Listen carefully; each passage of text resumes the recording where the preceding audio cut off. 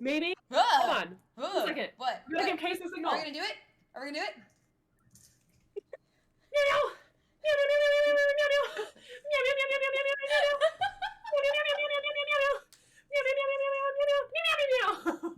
That's the signal. She knows. It's the point at the screen that got me. It's the point at the screen that got me on that one. Yeah. Yeah. I didn't you just have to imagine it with 2 cat toys going at once, and then it's the real, and my cat is literally looking at me like, yes. Yeah, I didn't give my chat the heads up on what was about to happen in their lives. We were talking about, that is our signal for tonight for everyone to come back together, was Lil was going to sing Chop Suey and Meows and wave cat toys over her head. Yeah. Just another day in D&D. Welcome to stream. Oh, goodness. Cracking me up. Oh, my goodness. My goodness. She got the signal. Case, you should have heard it. No! It was a thing. It was a thing that exists in our lives. Yeah. I swear if that's not a clip, I don't know what would be. Yeah. Just wouldn't get Chop Suey Meows. Yeah, I guess because it used to start as like us doing this, and then we started doing like giving the birds and flying, and then it became the butt wiggle. The butt wiggle, and now it's yeah, and then it was, it's just getting more and more unhinged, more violent. Welcome to D&D. Like, it's increasingly chaotic. It gets more unhinged, more chaotic, more violent. Welcome to D&D. Yeah, exactly. Yeah. In the pacifist campaign, we have to outlet it somewhere. Yeah, exactly. So we do it in the signal before anyone realizes what's going on. Yeah, I love how I have like God. 50 pens with me. I just need 2. This is great. Fantastic. Well, welcome on into tonight, everybody. We'll go around and do our intros. Oh, I didn't even think about grabbing our question for what our fun fact question is for today. Oh shit, yeah. I forgot about that. We had all this time. I mean, I've been asking people what their favorite artificial flavoring was. Oh, I had something that was. Oh, that's so random. Welcome to my life. That's fair. Well, because I was gonna say, for Pride Month, I was gonna say we could say something that like makes us feel proud. Like it doesn't have to be LGBT related and everything. It could just be that like you're proud of something going on in your life or a good thing happening for you. But like, I'm at a pessimistic point in my life, so save me for last. Yeah, I'm sitting here like. I mean, I would be very proud if I were you of the Chop Suey meowing and the waving in the air. Like that was impressive. Remember the bar? I have a very high bar. Well, it could just be something, I don't know, something good going on.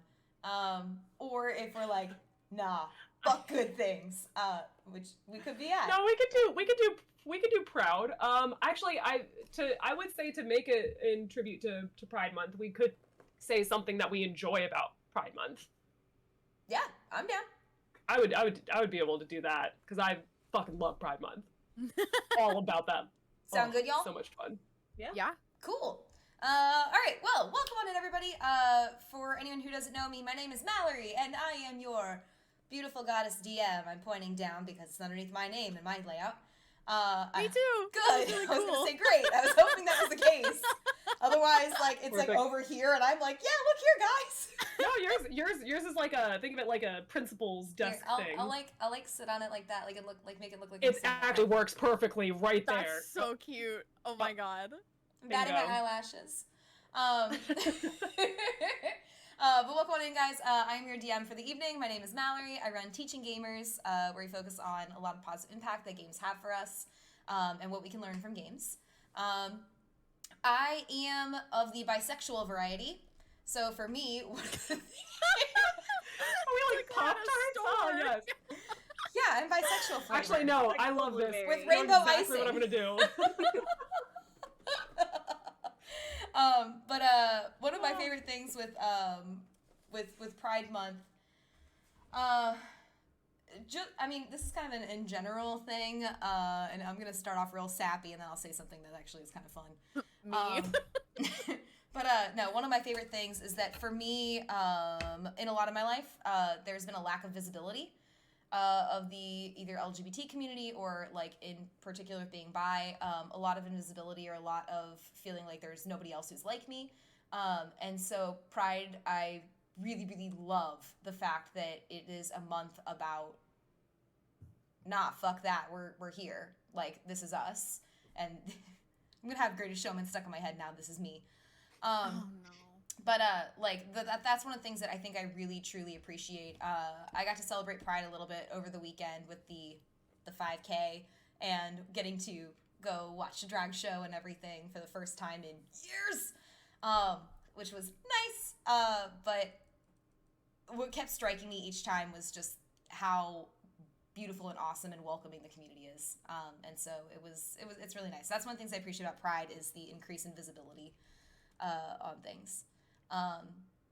And then I guess the not so sappy thing, in honor of me running the 5K and as a reward for myself, I bought by Pride dice. Yeah. They're blues and purples because they ran out of rainbow dice. It's okay. I told you to get them that day. I know. I didn't want to go back up to the cashier. It's fine. This is fine. I'd already gone to the cashier twice. I didn't want to go again. Damn you, anxieties. But yeah. There. So, so that's, yeah, I don't know. That's my thing. Who wants to go next? Well, man, wow, okay. everyone all at once. I was gonna say, I mean, hi, I'm Lily Leon. Everyone calls me Lil. I've been taking a hiatus this June, but I am super excited to still celebrate Pride Month however I can. I am not a variety of Pop-Tart, so I guess I'm your token hetero friend. So there you go. But Oh. The token Hey, straight. man. you're like, I'm Vanilla's a still a boy flavor. variety. I'm like, well. I guess you are a token straight for the I I guess it works. Although I flirt with women more than I do men. It's very confusing for people. So I went to an all-girls school. I will blame that. No shame. I play Aiko Takamaki, who is the Kitsune monk, who Is is she the also Order the of token Tranquility. straight? I don't know. I don't know where everyone rolls in this group. So. Well, Arcadia is not straight. I can tell you that much. Wait, what? Syrian's actually packing heat Whoa! downstairs. Stop! So it's fine. We don't know. I gotta go. Guys, I'm so Well, sorry. I'm so sorry to chat. We're already kicking off at this level of chaos. Oh wow. I will boot myself. Siren is a very beautiful drag queen. Oh goodness. But no, I think my favorite thing about Pride Month is the fact that every time I've attended any events from Pride Month, one, like we said, it's a very welcoming community. Two, there is always someone who is like, you know, not part of that community who always discovers Pride Month and just falls in love with it. That is one of my favorite things to see. And my absolute favorite thing is to be that person who brings them in, because I am an ally to Pride and like the community. And so that's like one of the, like, I guess that would be something that like I feel proud of, is like when I can stand up for like, you know, the community, my friends, and then also like kind of like be the Aladdin to all these ignorant Jasmines who, you know, don't know anything about the importance of Pride Month and how special it is. So yes, there's so many things. So that's probably my favorite thing about Pride Month. I love it. Is just getting to have more people come into it. Love it. Case of Brass, who wants to go next? I guess I will. All right. Hello. I'm Brass. I play Journey the Tiefling Rogue. Let's see. My favorite thing about Pride Month is probably the message it conveys of it's okay to be yourself, I would say. Because I kind of grew up in an environment where it wasn't really okay to be yourself in certain situations. So I think it's really important. Yeah. Yay! Love it. Yeah. And Case? Me. Hi. You! I'm Case. I play Arcadia. She's a Ladrin elf druid. She's very gay. Newsflash. Aww. I Jesus. I am also of the bisexual variety. And I think my favorite part of Pride Month is similar to yours, Teach. Just That's me. I'm the Teach. visibility. because I've never really been like out publicly, I guess, like more so in my family.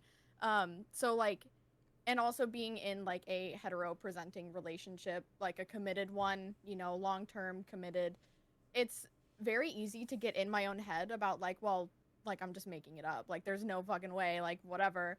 But then like Pride Month comes around and it's like, oh, I'm not the only one who is bisexual and also like dating the opposite gender, and like it's very validating. And I think that's my favorite part, just knowing that like I'm not alone and I'm still valid, even though like I see a lot of stuff saying like if you're in like a, you know, heteronormative relationship, then you're not actually bisexual. And it's like, well, fuck you. You don't know what you're talking about. Yeah. Exactly. What do we say to those people? So We kindly but politely, or firmly but politely ask them to leave, as they say in King of the Hill. Yeah. I'll kick your ass. But, yeah. I mean, yeah. Yeah, but that's my favorite part. Well, and to all three of you, thank you very much for sharing that. And thanks, Lil, for suggesting that as the question, because I think that's really important. I'm gonna go on a limb here and speak for the whole D&D group. To everyone who's watching, listening, watching VODs later, stalking us in our sleep, whatever you may be doing. Almost made Case Don't do that. Water. No, but really and truly, to Case's point about not being alone, whoever needs to hear this and whoever it's just a good reminder for, you are not alone. You are not alone in any way, shape, or form. There are so many awesome, amazing, fantastic people who are out there who understand you, who get you, who welcome you, who love you. If you ever feel like, you know, you're wondering if you're alone or if you'd be accepted, we got you at the very least. And there's a whole big community that loves and welcomes and accepts you and will make you pancakes and will give you, I don't know, pride jackets or something. We'll make them up. We'll make them happen. Was pancakes a pun? Oh, I was gonna say, no! I just said pancakes. Well, I was like, now. is this because I made you pancakes? No, I just like the idea of pancakes. But no, really and truly, this was always something that was very important to me when I was a teacher, was providing a safe space for everybody and providing a space where everybody could be able to explore who they are, be who they are, and feel like that was okay. Like regardless of anything else going on in your life, you have a spot that it's okay. And I know that for the three of us who stream, for all of us who do D&D, that we really, really, really, really focus on trying to make that a part of our communities. So welcome. And we're really happy to have you guys here tonight, or whenever you're watching the VOD, or when you're stalking us in our sleep. Don't do that. Yes. I promise, it's not pretty. It's not pretty. I like how Case is like our little like asterisk disclaimer. Okay, but for legal purposes, don't do that. Don't do that. It's just a joke. Please, I'm begging. Yeah, but welcome on in, everybody, and let's get this party started. And by party, I mean Chop Suey over there. Do you want to give the summary of what happened last time on D&D? I will do my best. I apologize for any brain frog that I might have. So here we go. Frog? You said brain yeah. frog. Brain frog. Brain frog. Off to a great start. Ribbit. Previously on D&D. Oh my god. Fuck, we did so much last session. Okay, well, it's gonna be all over the place. I apologize now. So, half of you wants to start backwards, like the Hangover style. Go for it. Okay, so Whatever you want. let's see here. We woke up, covered out everything that was going on with Jesus, we really did cover a lot. So if we got back from brunch with the queen and we came back and found Carew, we were like, oh my god, hey, where you been, bitch? And she was like, okay, so kind of heard voices, heard my sister, found out that I need to go home because shit's not right. And we were like, yeah, you.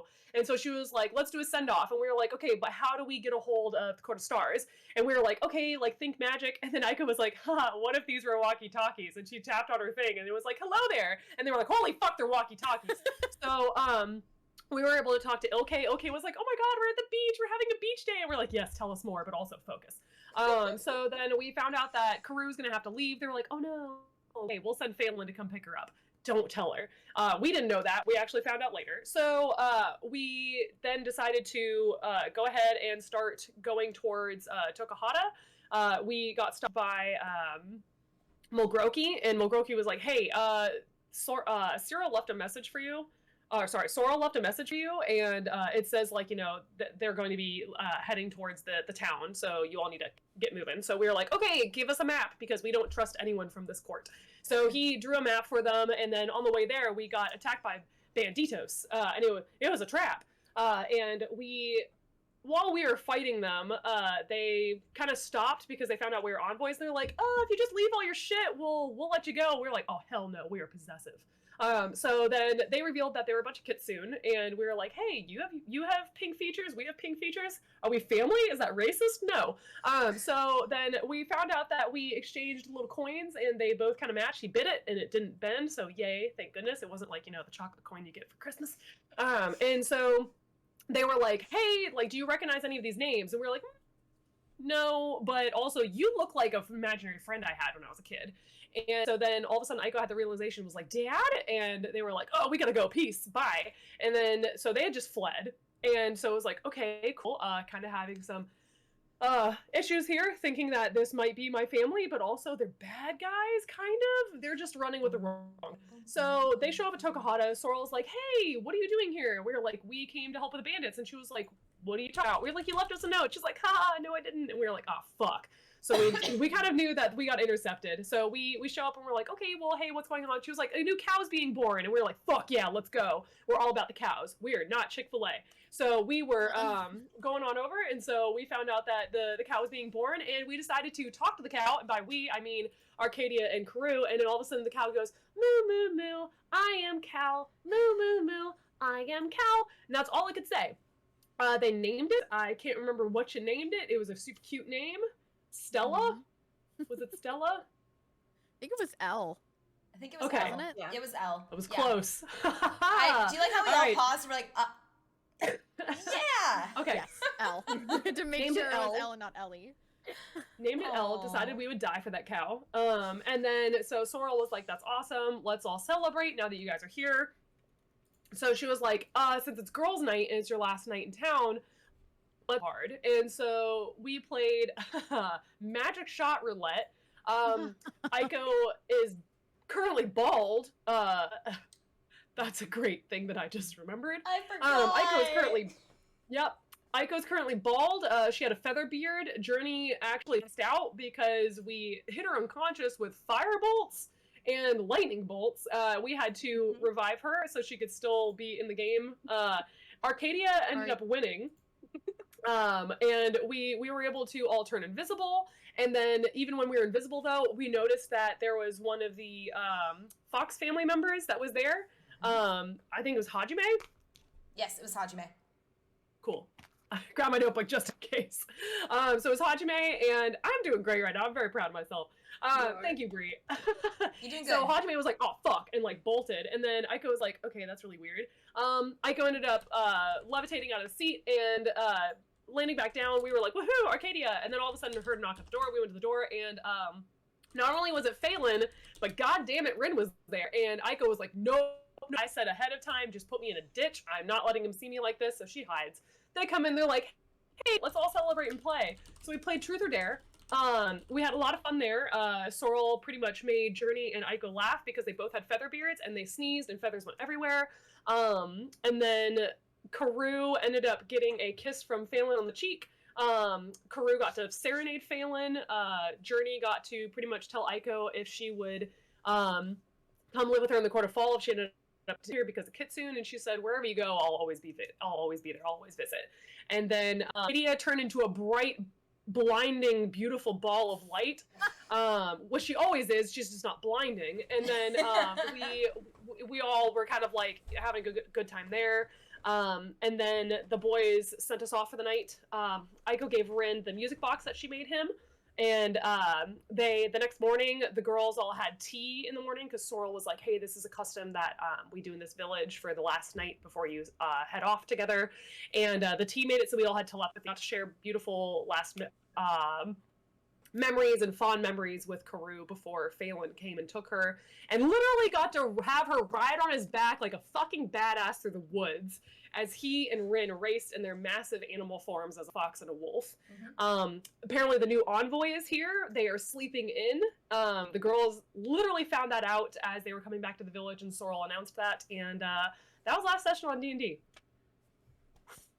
Good job. Yay. Yeah, you got all the things. For what it's worth, by the way, my chat was saying they're like, Lil's recaps are the best, and they're impressive. Aw. They're like, she carries I'm glad. chaos, I and was it's like, great. They're so all over the place. I'm like, someone one day was just be like, can we keep it shorter, please? Thank you. Oh, no. Nah, you're good.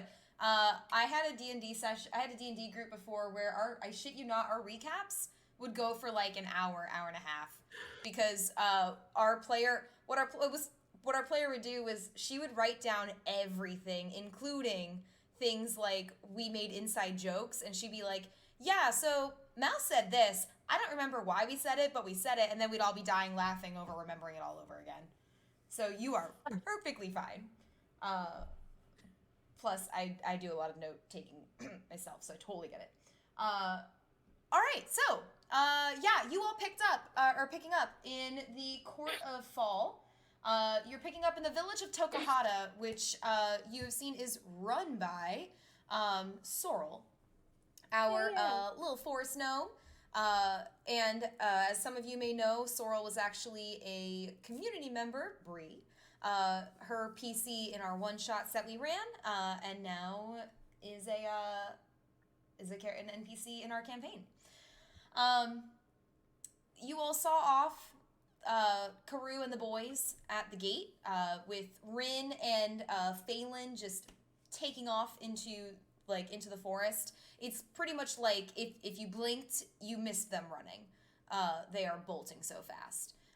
That being said, It was so cool. You can hear them running through the forest and you can even see some of the trees kind of shaking as they're like darting past them. I mean, they are like it's two Clifford the Big Red dogs that are bolting through this forest. Yeah, like you can see them like in the trees. Anyway, Love it. but yeah, so you guys are picking up then in the village.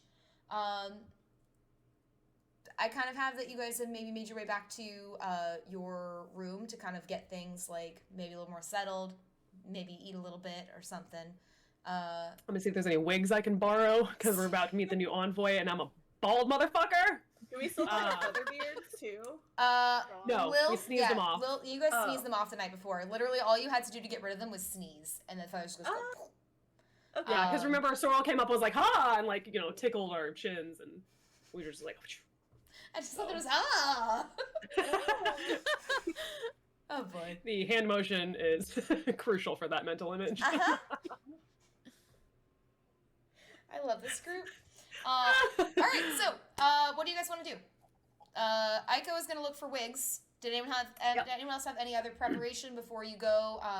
You know that you were going to speak to Sorrel about the fact that you had heard during your stay in the capital that there were issues with bandits or with supplies being taken from them.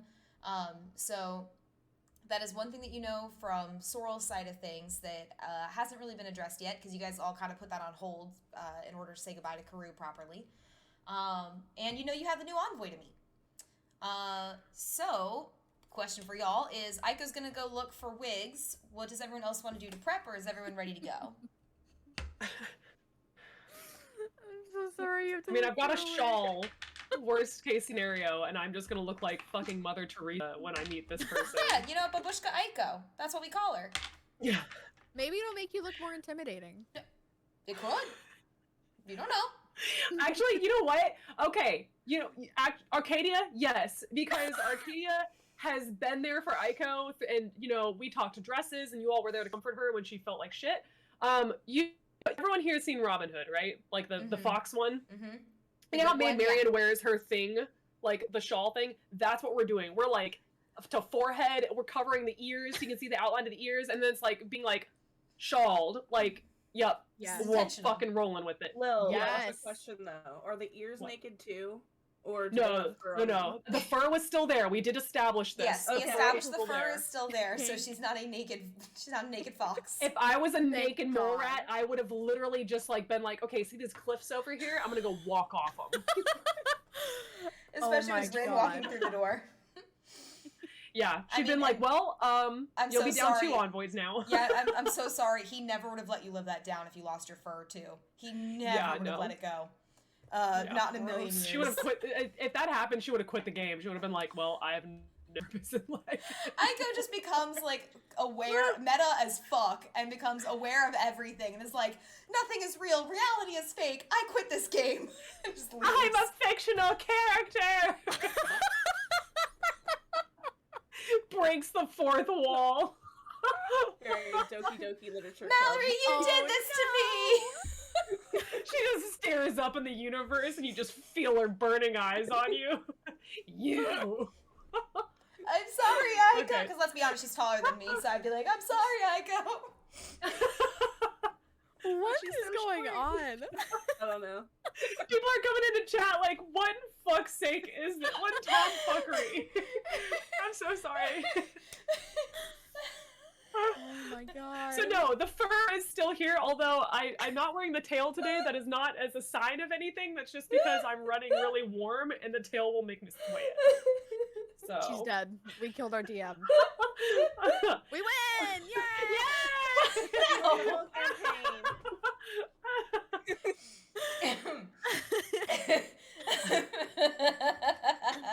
Oh my god. I'm dying. Okay. D&D now stands for dying and dead. Oh goodness. Handsome said that the Babushka Aiko Funko Pop is coming to a store near you. I'm assuming Hell a yeah. Triangle store near you. Hell yeah. Hands off of that thing! Oh my god! Oh, I need to make this happen. I need to modify a Funko Pop. Oh, by the way. I mean, I guess if the headscarf, like if the scarf, like the kerchief going backwards counts as a triangle, it could happen in the Triangle store. We could sell Babushka Aiko Funko Pops. Mm-hmm. There we go.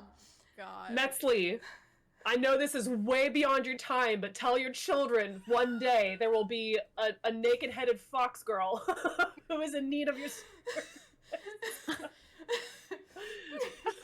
Anywho, so Okay. I'm handled. What are y'all doing the rest of the morning? I was gonna ask, so do you not want to look for a wig then? No, I'm good. You're good. Arcadia We're gave set. you that All right. confidence. All I right. got you. proud of I got you. you. Yeah, solid. Do either of you want to do anything else before kind of kicking things off, or prep anything, get anything together, have some coffee? I don't know. Anything? I in could be particular? trying to make something, like after she gets her headscarf together. Like, if are there any like goodies that we can bring them? Because it's like, welcome to the family. Do you, Hope you guys, have a walkie-talkie. do you guys want to bring the new envoy presents as like a welcome gift? Good idea. Can I bake cookies? Yeah. You can do that. I mean, you guys basically have been given like a small Yeah. little apartment to live in. Like it's Yeah. they basically taken one of the houses that they've taken one of the houses that is currently unoccupied and have kind of made it into like a little guest house. Like this the village is so small that they don't quite have a proper inn just yet. So in Tokahata, and you would have gotten the sense of this from hanging out with Sorrel the night before, a lot of Tokahata really focuses on like welcoming people into their community. I'll see, perfect village to be in for Pride. Welcoming people into their community, and like so much so to the point that instead of having like a proper inn, it's more like you stay with villagers. Or if they have like an empty house, like they'll try to make it into a nice little house for you to get to stay in during your time here. Like they want you to feel at home. So you guys have like your own little house you've been staying, like that you stay in. So Baking. you are welcome to bake because you would have Yeah! a kitchen. Yeah. Journey will just hand Okay. out ingredients because she doesn't bake. Journey, It's like Journey's Alright. sipping her coffee, just going, no. like in a Yeah. surgery room, you know, like an operation room, and like it's like scalpel. Yeah, she's like, here you Scalpel. go. That's Journey. Whisk. Here's the spatula. Love it. Here's Beers. something. Oh. Fantastic. All right, so let me ask you guys this: Do you, so what I'm gonna have you guys do then for making these, since you are intending to give them to someone, I'm gonna have you actually do a check for me to see how good these cookies turn out. Yeah. Oh, good. All of us. I not Journey because Journey's role right now. Well, you know, nah, because Journey's role right now is that she's just kind of handing people things. So I How think good do I hand things to people? No, I'm just I joking. mean, well, I was thinking about if they ask you for sugar, are you going to hand them the salt? Oh no. She's not a dumbass. That's why I was like, no, because I was like, well, As long maybe as it's I was like, maybe they'll properly get advantage from it, and then I was like, nah, because she doesn't really bake and stuff, so it won't hurt, but it won't help. So if you Okay, guys I can use my do- unicorn cookie too. Oh yeah, good idea. I was so gonna make excited. them. I was gonna say that we should make them into like the shape of leaves or like acorns or something. The acorns wasn't my idea. That was somebody in chat. But we can also do little unicorns with your We can do all Unicorn shapes. all of and- them. Yeah. All of them. I love Like, yeah. I like it. This person's gonna be so confused. It's gonna be like, like we have nature and then unicorns. Okay, and then there's gonna be like sword and dagger ones We from just Journey. like to have, yeah, we like to have a Yeah. variety. That's variety of cookies. Please This is describe us getting to very know well. us cookies. Yes, exactly. That is pretty fantastic. Okay, so then here's what I will excuse me, ask you guys to do. We have Aiko and Arcadia are the ones who are baking. So, are you guys working on your own separate cookies? Are you working on the same batch together? What's our roles in this baking? I mean, I go to ask would- Arcadia. Oh God, Arcadia wouldn't really mind. If Aiko wanted to like bake cookies as well, then we could do it together. But if Aiko wanted to do like her own thing, then like she wouldn't be offended or anything. Aiko loves baking with people, so yeah. Done. Like she's not the kind of person who's like, well, I'm a better baker. She's like, no, baking is like a together More the thing. merrier. Yeah, exactly. Which is why Journey knows the difference between salt and sugar, because you know that Aiko is over at her place being like, Like and his me. daughter, that is canon. All right, yeah. So what are we rolling?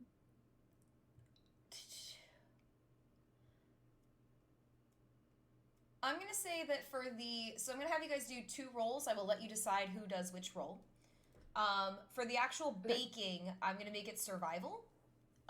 For the decorating, making them look good, making sure the shapes all make sense and work, I'm actually gonna say performance on that one, as you are trying to make things look nice and be artistic with it. Arcadia's survival is pretty high, so we have a Okay, pretty good your chance survival. at that one. Yeah, performance. I was gonna say my performance is 5, and like Aiko being the baker is like I don't want to make it look pretty, like so that makes sense. Oh yeah. All right, For me. let's do it. Where's my dice? I found it. Sorry. Even you guys. Oh. All right, I'm nervous, Me too. but I fucking shouldn't be. That's a 22. Let's go. Nice. I'm bald as shit, can still bake. They're gonna be beautiful.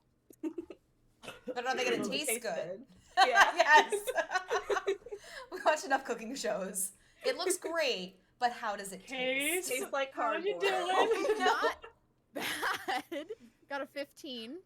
Okay, they'll be edible at least. Not horrible. Is that with your Yeah, modifier? I'd still eat them. Yes. Yes. The dice weren't very nice to me today. The They're okay, modifier they're little- saved you. Little Save yeah, us. little hard on the bottom, you know, maybe like They're overcooked a little bit, but like slightly it's fine. overbaked, but Yeah, it's you still know, good. yeah, that's fine. Yeah. All right, so Envoys, you have made you made cookies to welcome your new envoy friend into the group. Are you going to go seek your new envoy out? Are you going to go speak with Sorrel? Is there anything else you wanted to do before getting started? Should we talk to Arcadia- Sorrel about the bandits? Oh, sorry, did I interrupt you? Oh, it's okay. No, go ahead. Arcadia would want to meet the envoy first, so then we can bring the envoy to talk with Sorrel after we idea. like kind of meet them and be Mhm. like, hey, by the way, come on. Yeah. Okay. Is it like a normal time in the morning? It's not like sunrise. It's like No, 7 it's a.m. like I was gonna say, so Karu and Phelan and Rin got on the road pretty early because obviously, like, they have to get Karu all the way back to the Court of Stars and or you know to the Court of Winter. So they're kind of trying to like get the ball rolling for her. So they all would have Gotcha. left pretty early in the morning. But if Okay. you guys went back to your room and then were baking and then were, you know, hanging out for a little bit, I'm assuming you're not just like, bake faster, right? Like, yeah. Probably a couple hours. It'd be a normal morning time and everything. Yeah. Yes. You're not going to go wake them up at like, do we know where they're staying? you do not right now. That's the You next- were just told they're staying in another building. Yeah, so Aiko might suggest that we ask Sorrel real quick if we can go get the new envoy, and then we'll come to her for a debrief. Because otherwise we're gonna be like knocking like, a cut for you, like going on to the next door. Give Like, cookies to not everyone for in the you. village. Sorry, no cookies Yeah. for you. All right, yeah. So, is that what you guys want to do? Go talk to Sorrel first, or just check in with her and see where the new envoy is? Yeah. Okay. So you walk out, and as you walk out your door, you can see that over to your your left as you're leaving is more to the right on the map. There's like a little market that's been getting set up, and you can see like this is like my heart is happy at this.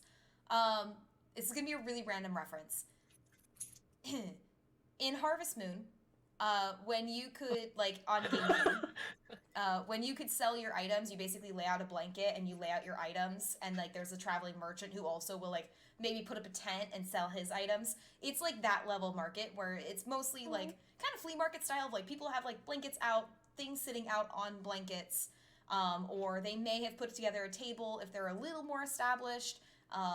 One or like a couple might have tents, but yeah, Jelly's right. Like a bazaar. Kind of like a bazaar, but very small scale, like very quiet. Like things are still kind of getting set up. People are kind of getting started with things. My best friend is there. Yes. He's so cute. He's so warm. And but it's like very chill and kind of calm at the market. So you can see that that's getting set up to the side. As you guys are starting to kind of walk down the road, you can see that Sorrel is actually in the middle of chatting with a very, very stern looking gnome. Whereas Sorrel is like, a little shy, but very friendly, very kind. He's just standing like arms crossed, like looks like the definition of RBF, and is just scowling at everything as they're, standing and talking to each other. While he doesn't have armor on, you can see that he has a great axe that is like almost the size of his body that is strapped to his back. And you can see that he has a couple other weapons with him as well.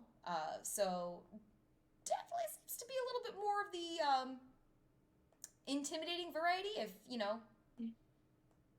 if a gnome with an axe the size of himself is intimidating. But yeah, so they're currently in the middle of conversation as you guys walk up. As soon as Sorrel sees you, she just waves to you all and, hello, hope you slept well. I would do anything for Sorrel. I would commit so many crimes for Sorrel. She's so proud.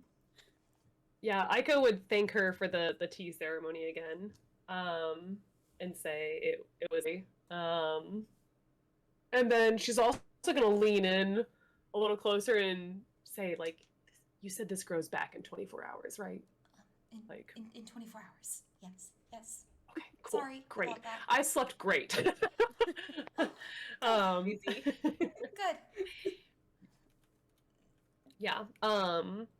And then is he still looking really stern as we come over? Like, does he look more pissed that we're there, or He looks still same? like same level of just stern. Like it's not even necessarily that he's like angry and furious or anything. He's just very no nonsense and doesn't hide Okay. it. was how he is. Yeah, like this is like, Um, yeah, like this is just him. Like I said, this is RBF. This is just his face. Meanwhile, we're walking over with a platter of these, like, oh. Aiko would probably say, I hope we're not disturbing anything, but we were wondering if you might know where the new envoy is. We were gonna go get him before we debrief with you. Oh, well, he was staying with one of our higher ranking villagers. I think I saw him go over toward the stables though this morning. Which Oh, one of us is holding the cookies? Is it Aiko can. I mean, okay? Because Arcadia would want Yeah. to offer both of them a cookie. Maybe it'll make Yep. the grumpy guy a little more open if he has a cookie shaped like a unicorn. Maybe it'll make him feel better. I don't know. eat that pride cookie. Yes. Got like You edible kidding glitter on me? it. Yes. You know Aiko has glitter and sprinkles. Oh my god. These are gonna be the most ridiculous cookies ever, and I love them so much. She was in charge of presentation, and she fucking presented, man. Did you, Those leaves look like they came from the trees themselves. The acorns have a shimmer to them, since she did, like, I you know, a can glaze picture over them. Yeah. And the uh, unicorns are sparkly as fuck. did you guys want to give them each a cookie? Yeah, do it. Yeah. So yeah, so as you give them each a cookie, Sorrel happily takes it and just, thank you. This is really nice. I can try to find something for you as well. And is like looking around to try to figure out what she can give you, and just oh, here, and she holds a knife out to you. Love Arcadia's her. gonna like take like half a step back, like not like she's Oh, scared, no. but like, oh And my god, there's she a like knife. she flips it like without blinking, flips it and catches it by the blade so it's hilt out to you. Sorrel is cool. Holy shit! Aiko's just gonna laugh. Aiko's giggling. She's gonna be like, you know what? After last night, this does not surprise me. Is that significant to you in any way? Well, I like my knives. But you brought us cookies, and so here. She's gonna kind of like giggle again and say, like, honestly, directions to the barn or the stables would be fair trade enough. Hold on to the knife. Okay. And you see that she actually like having a little bit of fun with it. You see that she tosses both cookie and knife in the air, catches cookie in her mouth, knife in the other hand, and sheathes the knife. Why is she so cool? Arcadia Thank God it wasn't the other way. She's a cookie, eats the knife. Sorrel. Like, bites the knife like a fucking pirate. Aiko would be like, you know what? Respect. You sheathe that cookie for later. Oh my god, Arcadia Love is it. like flabbergasted because holy shit, that was cool. Yeah, tails are flipping. Journey's impressed. What's the cranky man's reaction to the offered cookie from Arcadia and Journey? You see he's just kind of holding it, like he's not eating it. He's the awkward person at the party who took the cookie and is now just like, okay. They're good. Aiko's gonna say, you can eat it now. Like, You see he breaks off the unicorn's head and pops it in his mouth. that's the best way to eat them, and she's gonna say that. Like, Thanks. Is he not too impressed? He fucking hates my cookies. You see that Sorrel kind of nudges him and just, Virgil, be nice. Thanks. Like, he literally says it in the exact same tone, just a little bit louder. love it. Oh She my just God. sighs. Yeah, stable's gonna be right over that way. And she points to the stables over to the side.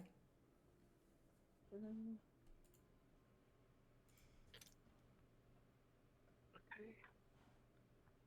Wrote in my notes, Grumpy Gnome does not like cookies much. Oh yeah. What was his name again?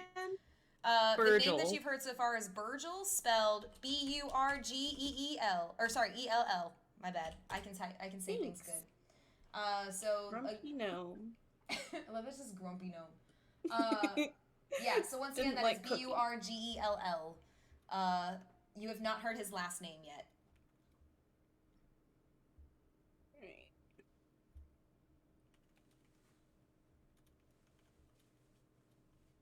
Okay. I'm kicking myself because I remember last session I was like, yeah, after the session I'm gonna write down all the names of the kitsune, and I completely forgot, and now it's 2 weeks later, and I'm like, I'll have to go back. You know, I was gonna say, hey, if nothing else, it makes sense for Aiko that it would have been very overwhelming and a lot all at once. Yep. So no worries at all. Yeah. So we're just gonna go to the stable then, wherever that may be. Okay. I'm assuming it's this rectangle. It is, I yeah, think it's right by this the horse. one. Yeah, the one that you guys are all pinging. Yes. Yeah. So as you guys make your way over to the stable, you see that the village is kind of coming to life. Like it's it's morning time. People are starting to get out about. But it's a very small, quiet kind of town. As you make your way over to the stable, you see that there is a man with a pack on his back, and he's standing among a number of the horses, and seems to be like feeding them like little bits of apple to each of the horses. Dark hair, kind of closer to his head, like more on the shorter side, but not like super super short. And a little bit more of a tanned kind of complexion to him, as he stands among the horses. The closer you get, though, and the more that you see the horses are moving around him, you notice that he's not, quite standing among the horses like you'd expect. But in fact, he is part horse, as you see there is a centaur standing there among all of them. Oh yeah. Aiko's like, another animal person! Oh man, yeah, tails are just going. She's like, be professional. This is exciting. But yeah, you see that he has, in terms of his coloring for his horse portion of the centaur, it's very much like Appaloosa kind of coloring. Love it. The inner horse girl in me is freaking the fuck out right now. Ooh, pretty. Oh my Yeah. god. Love Appaloosas. Oh. But yeah, so you see that he's standing among the horses, and seems to be kind of more focused on feeding the horses like little bits of apple, bits of veggies, and is kind of like quietly talking to them as you approach. Approach what? Sorry. Yeah, so as we near, and we're all very excited clearly, Aiko is gonna kind of like calm her tails, and she's gonna try to like get in the line of sight of the horses, to not startle them, and then be like, excuse me, are you the new envoy? And at the mention of Envoy, you see that like his head kind of perks up, and he just turns to the three of you and big smile across his face, followed by a little bit of a panicked look in his eyes. Oh no. You're the envoys. Wow, it isn't. And he just immediately goes and like feeds the nearest horse everything that's left in his hand, and then like quickly like tries to brush off his hands, and then tries to brush them off on his shirt, like trying to make them like cleaner, and just it's a pleasure. Really, everyone has been very excited to hear about your exploits back home, and it is an honor to be one of you, to meet you, really. Aiko's still holding the tray of cookies, so she can't shake hands, so she's gonna like wave with her tails, like, hello. I'm so sorry. Do you want me to get that for you? Oh, well, we made you cookies to say welcome aboard. Oh, that's nice. Thank you. And he kind of like. He doesn't like him. What if he's celiac? We didn't think these things through. I was just gonna say, oh fuck, what if he's allergic? Yeah, Aiko, as he has this hesitation, she's just say, you're not allergic to any like wheat, dairy, gluten. Oh no, that sugar. would be really bad if I was. That would be really bad. Good. Yeah. No, I would be more than a little upset at that. I actually made you guys treats. Is that bad? Did I overstep? I'm so sorry. Oh, I didn't, no, I just I was Mm-mm. nervous and I was excited, and so I made a few things. If that's all right. Oh yeah, Aiko is just fucking tails left. Like there might be a breeze behind her. Heads up. Like we love treats, and like someone was just commenting this. Like Beef Puff was saying, like food is a love language that Aiko speaks fluently. Like, yes. So welcome aboard, sir. Thank you. Oh, I am so sorry. My Nona would be so upset with me that I didn't introduce myself. I'm Leighton. Leighton Silas. Sorry. You're right there. The name Leighton just gave me flashbacks. In a good way? Oh, goodness. And for team, I will post that name in chat so that you can jot it down. For everybody, in my chat, I will also post it for my folks. Oh my god, he needs a code name. Aiko's immediately going to say that. Like, Arcadia is now in deep thought. Because holy shit, you're right. So yeah. So cake treats, he likes, right? Did you want the treats? I'm so sorry. Hi, I'm Aiko. Oh, yeah, right, introductions. I'm so sorry. I'm so sorry. Right, introductions. Wow. Do you have a place where we could go, where we could like maybe set down all the treats and then we could get to know each other? Yes, I'm sorry. Yes, I think I was staying with an angry little gnome man. I shouldn't call him angry. I really shouldn't call him angry.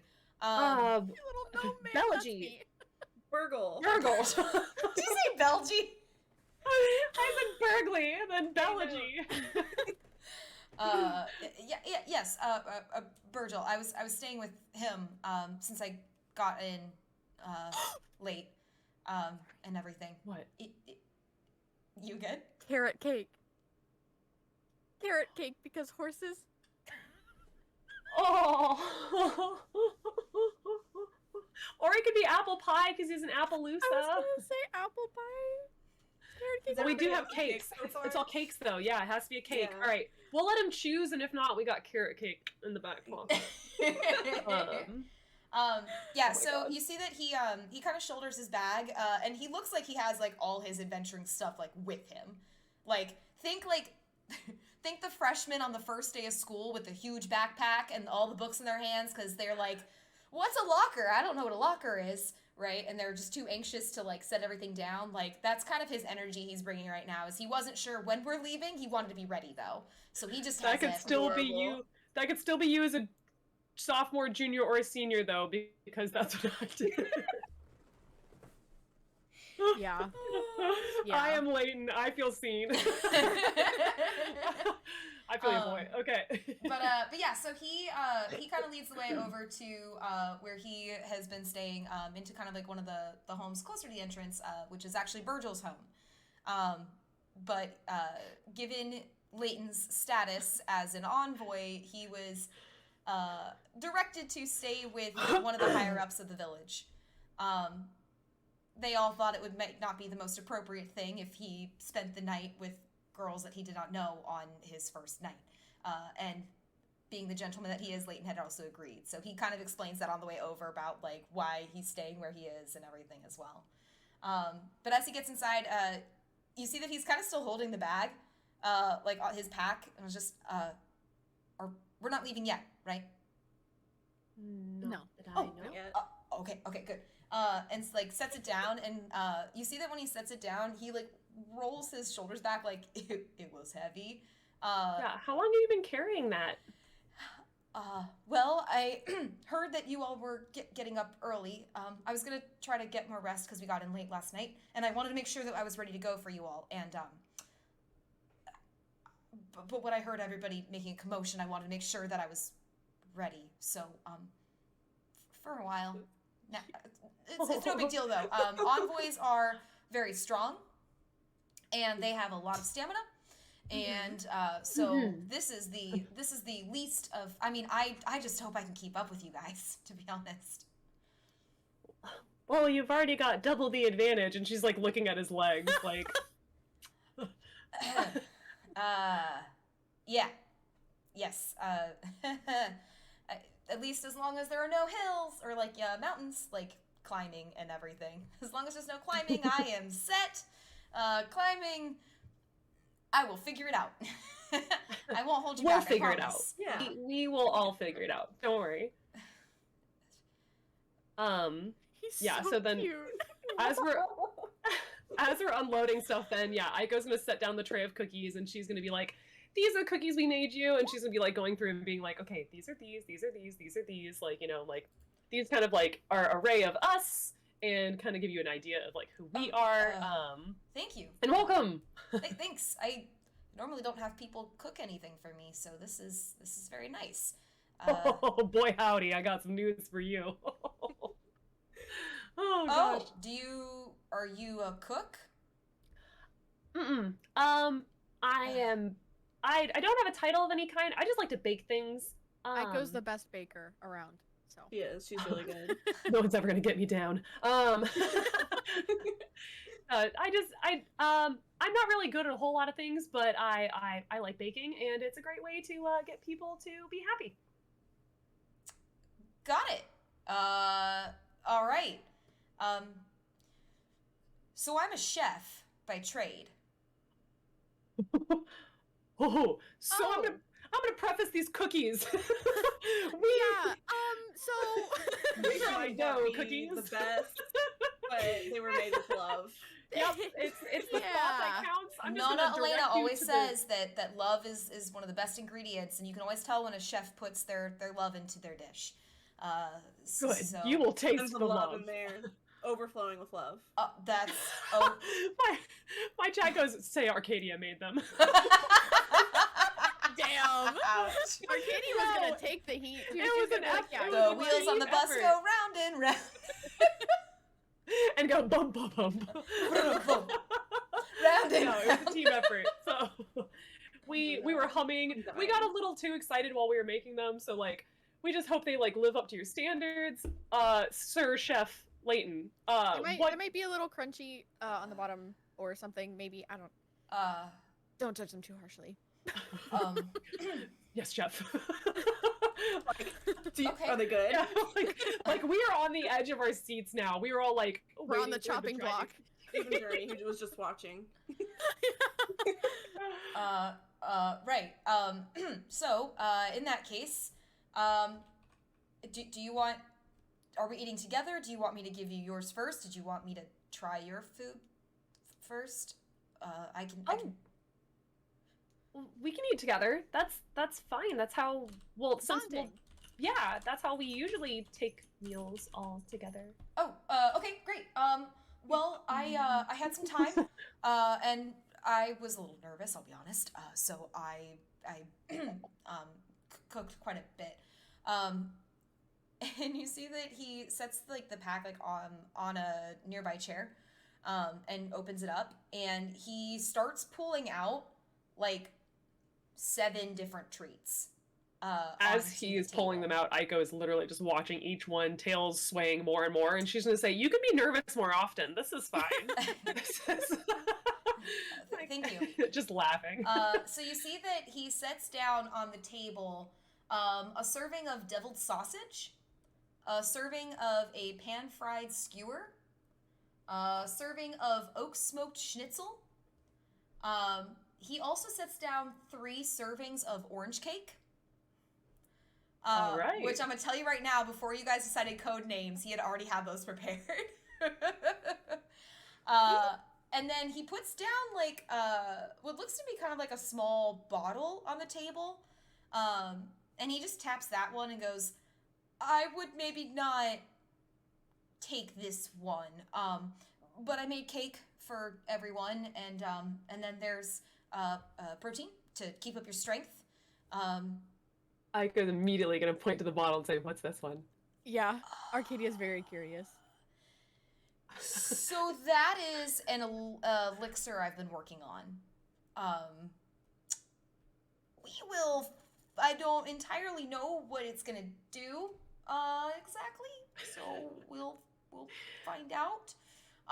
What was it intended to do? Good questions. These are good questions. Oh, Or was it just kind of an experiment and now it's just kind of figuring out what happens? I was aiming for healing because I had heard some things, but I think that's the effect it got. What things have you heard? Yeah, Arcadia's like sitting back, like, yeah, tell me more.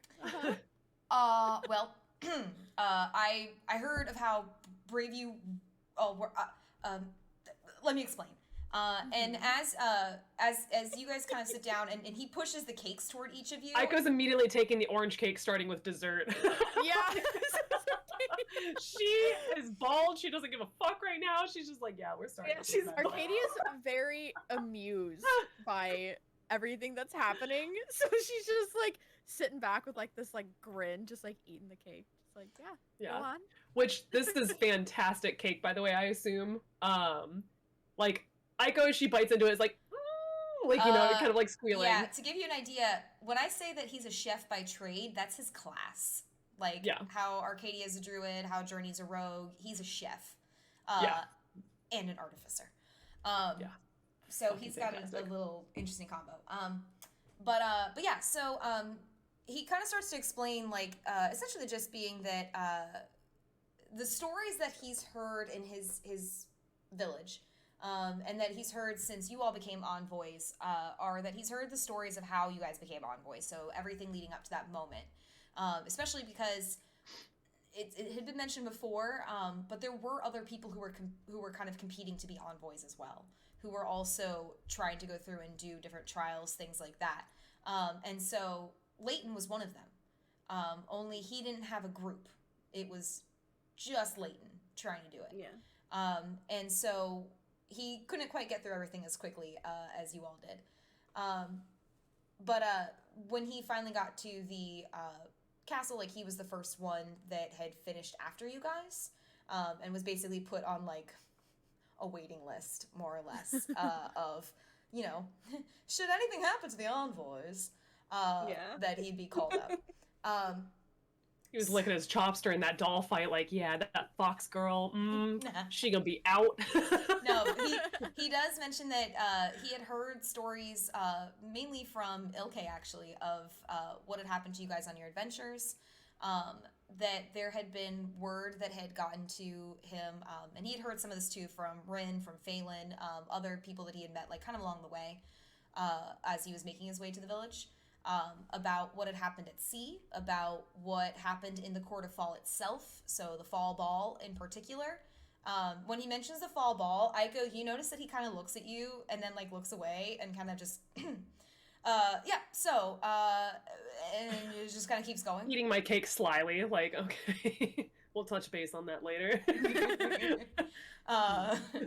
Once again, one of his sources of information was Rin.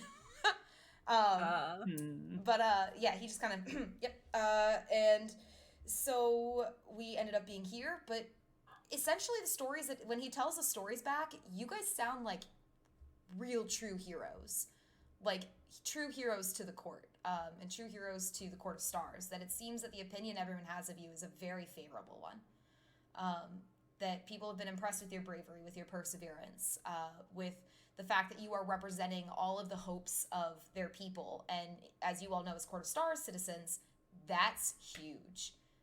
Hopes and dreams are everything to the Court of Stars. So the fact that you guys all represent that is massive. And so for Leighton, the more he talks to, the more you get the sense that he's kind of meeting his heroes right now. Is what's happening. P.S. Aiko has finished the cake and she's now moving for the schnitzel. I'm just keeping everyone up to date on. Thank you for updating us. Yeah. You girls going for the meats next. Okay.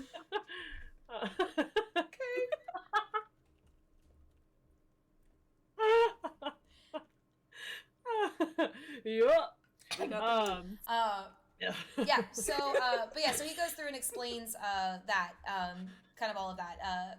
You do notice he does also take bites of the cookies. yeah. And they actually kind of No. stop him for a moment as he's like telling his story. Like he's mid-story, bites a cookie, and he kind of goes for a different cookie, and just Oh. Oh. y- I hate my life. Your boy has I hate my high life. standards for when people cook He's- for him.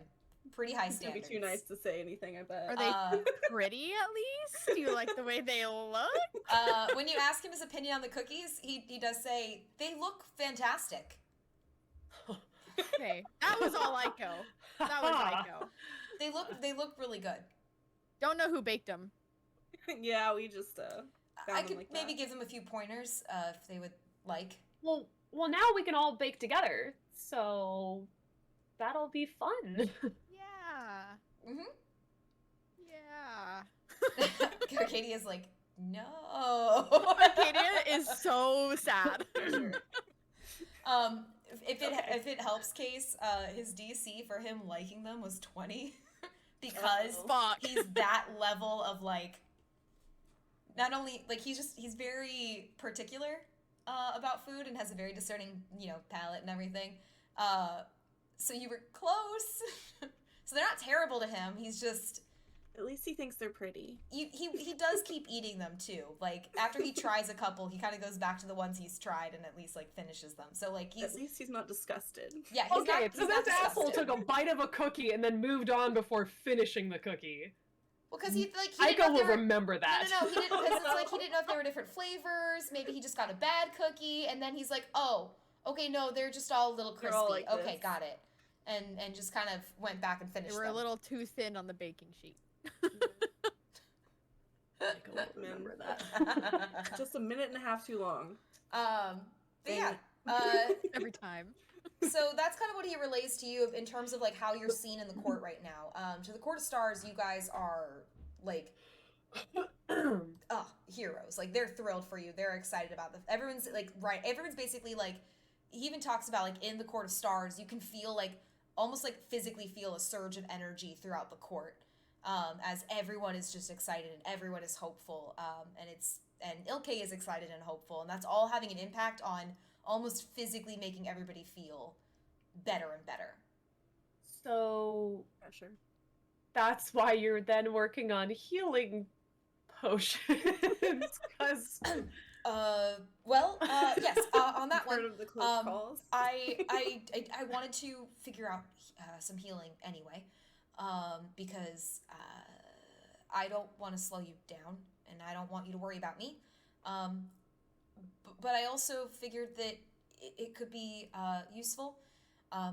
It sounds like you all have gotten into some pretty dangerous close call situations, and so I figured I'd help make them not such a close call. You know? Yeah, it sounds very useful, actually. Yeah, Aiko would suggest if there was any confusion on it, she might be able to take a look at it too as the residential healer. So, like, if there's anything that she can help with, or, sniff out.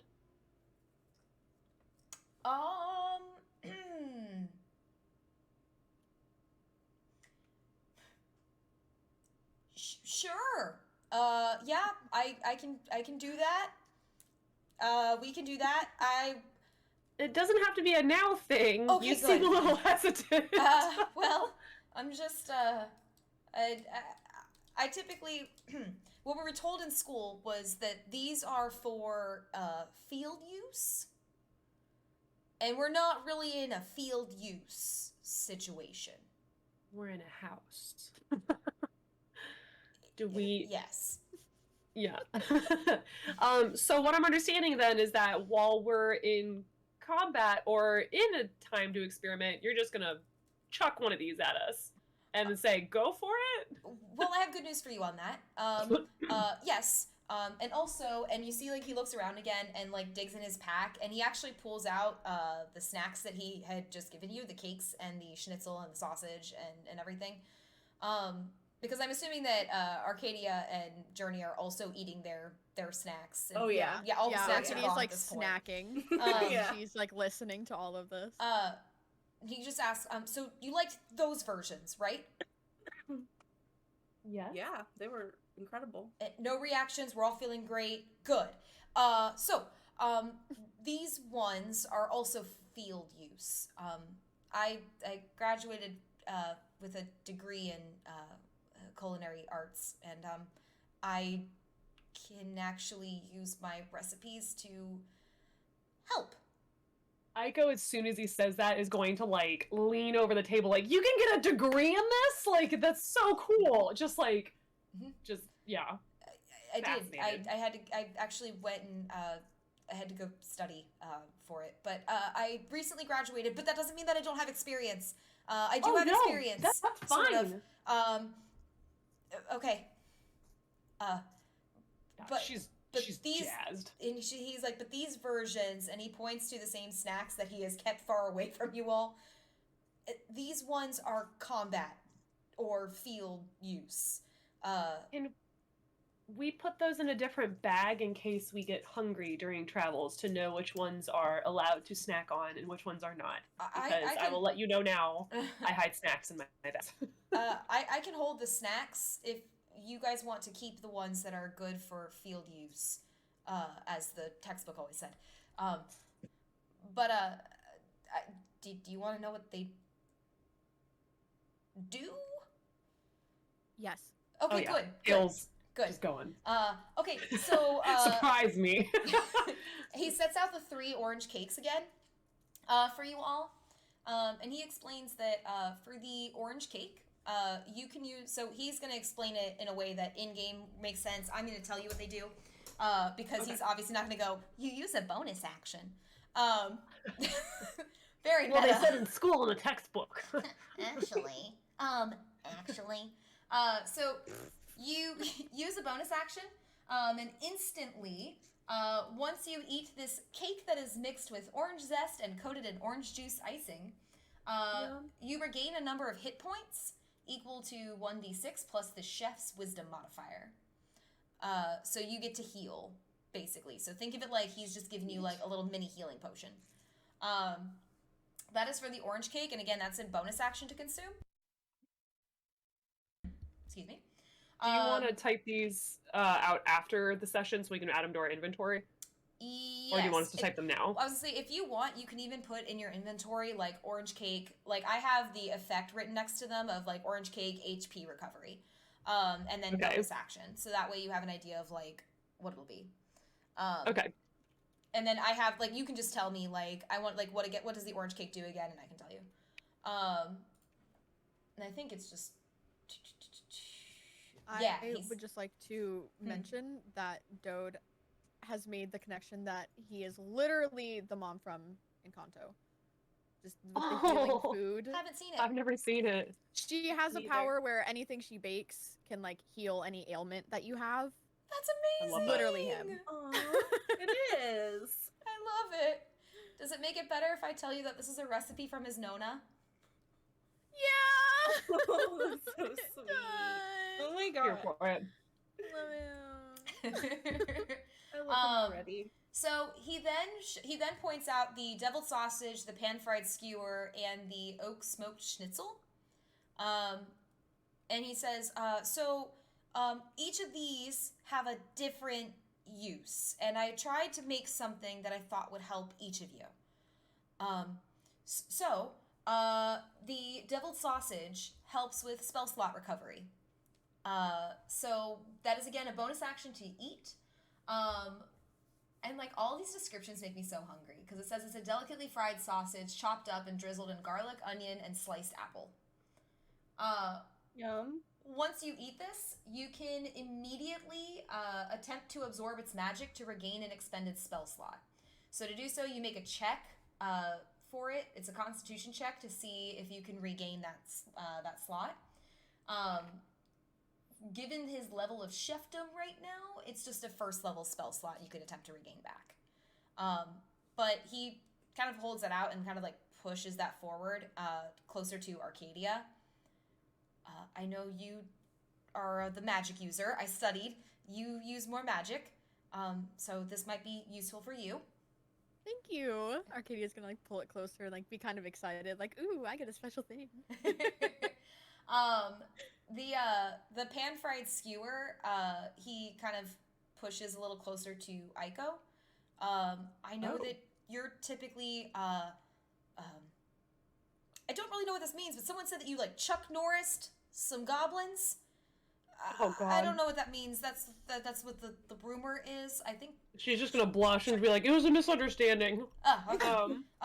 Well, it seemed like you're the fighter type, so this actually gives you bonus damage for when you makes you hit a little harder. Aiko's like, damn it. Yeah. So Aiko, that is a bonus action to eat. For 1 minute, whenever you make a damage roll during the duration, you can choose to deal bonus damage equal to the chef's wisdom modifier, and then that ends the recipe. So basically for a minute, you have an option where at some point you can go adding bonus damage to it. Cool. And then that damage type is the same as whatever damage you're rolling. Oh, hell yeah. Yeah, so he gave you a way basically to hurt people more. Yeah. It was an accident. And then for Journey, he kind of pushes the schnitzel a little closer to you and explains, so I've heard you've had some close calls, and I wanted to try to help you not have so many close calls. And so this is another, again, all these are bonus actions to consume. So this one is an instant one, and when you eat the oat smoked schnitzel, which this delicate cut of veal is combined in, is crumbled and smoked inside an oaken log. Nice. Once you eat it, you can immediately expend hit dice to regain hit points as if you had just finished a short rest. Oh. So, like, you can be mid-combat at, like, 1 HP, go, schnitzel! And... I just shout that anyways now when we take short rest. Schnitzel! Journey's new favorite word. Excellent. Yeah, you That's can me, Leighton. you can That's easily from me. expend your hit dice to regain hit points. So that way you can kind of maybe heal a little bit easier. So he kind of explains he figured it would help to have a way to regain some magic a little easier, have a way to hit things more, and then have a way to heal for someone who can't really heal on her own. And Really thoughtful. and then he taps the little elixir bottle and just goes, and this one's with me until we know if we need it.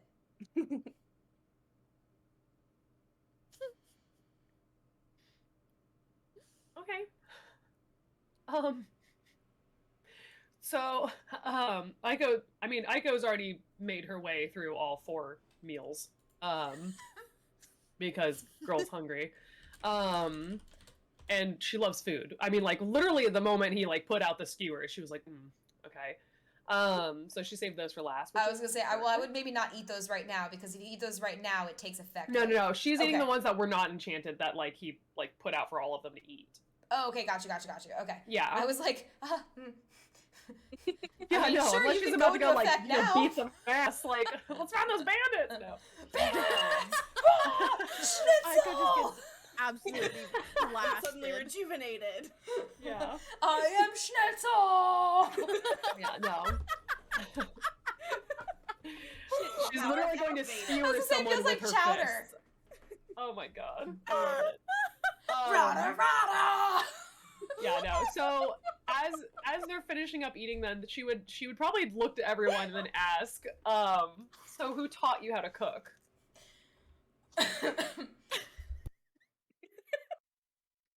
Take your time. You're just eating dying. goldfish. It's all good. I'm dying.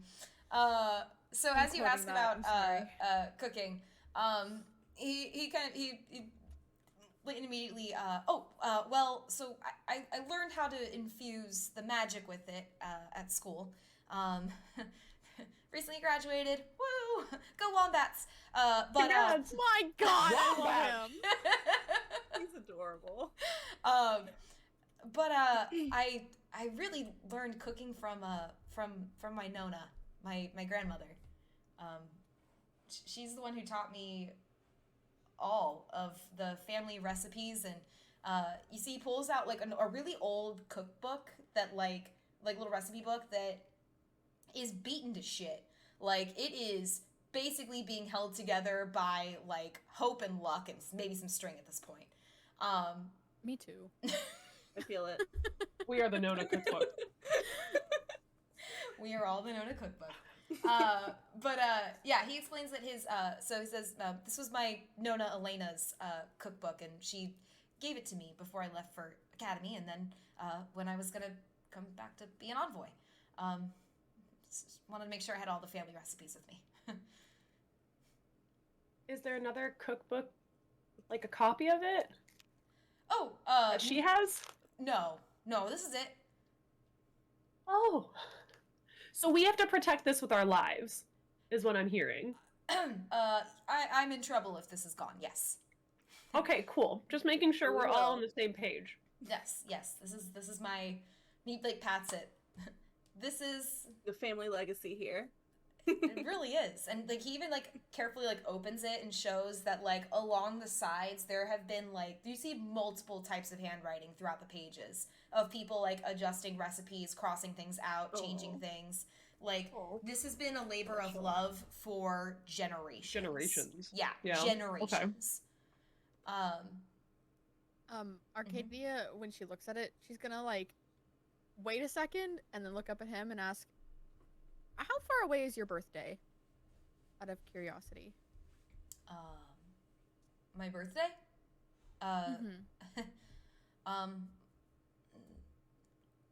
Couple months, maybe. Okay. And she's gonna sit back and just keep chewing on her food. How far away is your birthday? Like, he doesn't know if he's supposed to ask this in return. Oh my God. How far away is Arcadia's birthday? What Arcadia's birthday is coming up. Fuck. Oh. The panic that just set in me at that statement. Oh, you thought I forgot. Do we know each other's birthdays? Aiko doesn't really have a birthday. They just kind of pick the general season. Aiko has a found ya day. Yeah, it's a gotcha day. Yeah, exactly. Yeah, she doesn't know her birthday, so. Yeah, Arcadia she thinks it's summer. It's somewhere. It's all of summer. Yeah, that's fine. Honestly, pretty much to her. celebrate Aiko every day of summer. I support this.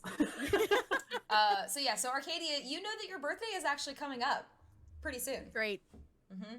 Great. Just gonna throw that out there for you. You're welcome. Okay. Thanks. Arcadia has now realized that she hasn't really told anybody. And so has Casey. Wow! Huh. And she like thinks for a second, and then like a wave of like, oh God, washes over her, and she's like, my birthday's actually kind of soon. And she like glances to Journey and Aiko because she's like, please don't. Aiko's like choking on her food, like. It's when? Do you never told us? Do you want me to make you a birthday cake? Oh no, you don't have to go. Do you want us to throw you a party? No, it's okay. We can throw her a party. I can make the cake, and we can throw her a party for her birthday. You guys don't have to. And he's talking about it like ignoring you. Yeah, and she's exactly. trying to like. Aiko is like right there with Layton, like, oh my gosh, and I can decorate and like. Yeah, if you decorate, I can focus on the baking. Okay. Then it will be perfect. Best of both worlds. Asshole, I will remember that comment, but okay. He almost got away with it. It'll make them beautiful. Nope. She's just excited to celebrate Arcadia in some way. You know, up until now, your cooking was the best Journey has ever had. So. She's never gone for like, it's not like, oh, I'm the best at this. I have such a high standard because I went to school for this. It's like, no, hers was literally like, this is one of the things that I grew up with. Like, I'm not good at it because I dedicate myself to a bunch of things, but this is something that I enjoy. Can I just say, stress relieving. I like that Aiko and Leighton have a low-key rivalry happening right now. No, they don't, because Aiko isn't, like, Aiko doesn't make things and be like, oh, is it the best you've ever had? It's like, no, it's just, do you like it? Yeah. Yes. This is a gift that I am giving to you. If you like it, great. Is it the best you've ever had? No, that's okay. I'm not here for that, because it's like, oh goodness, hi Bubba. Journey and Arcadia have the best part in all of this because they just get to eat. They just get to eat it. They don't have to do any work. They just get to eat We everything. have 2 people who cook. Yeah. It's wonderful. Oh god, I love it. But yeah. So is there anything else that you guys wanted to talk with Leighton about, catch him up on, ask him about, to get to know him, as he is now the 4th envoy who is joining your cause? Our centaur chef.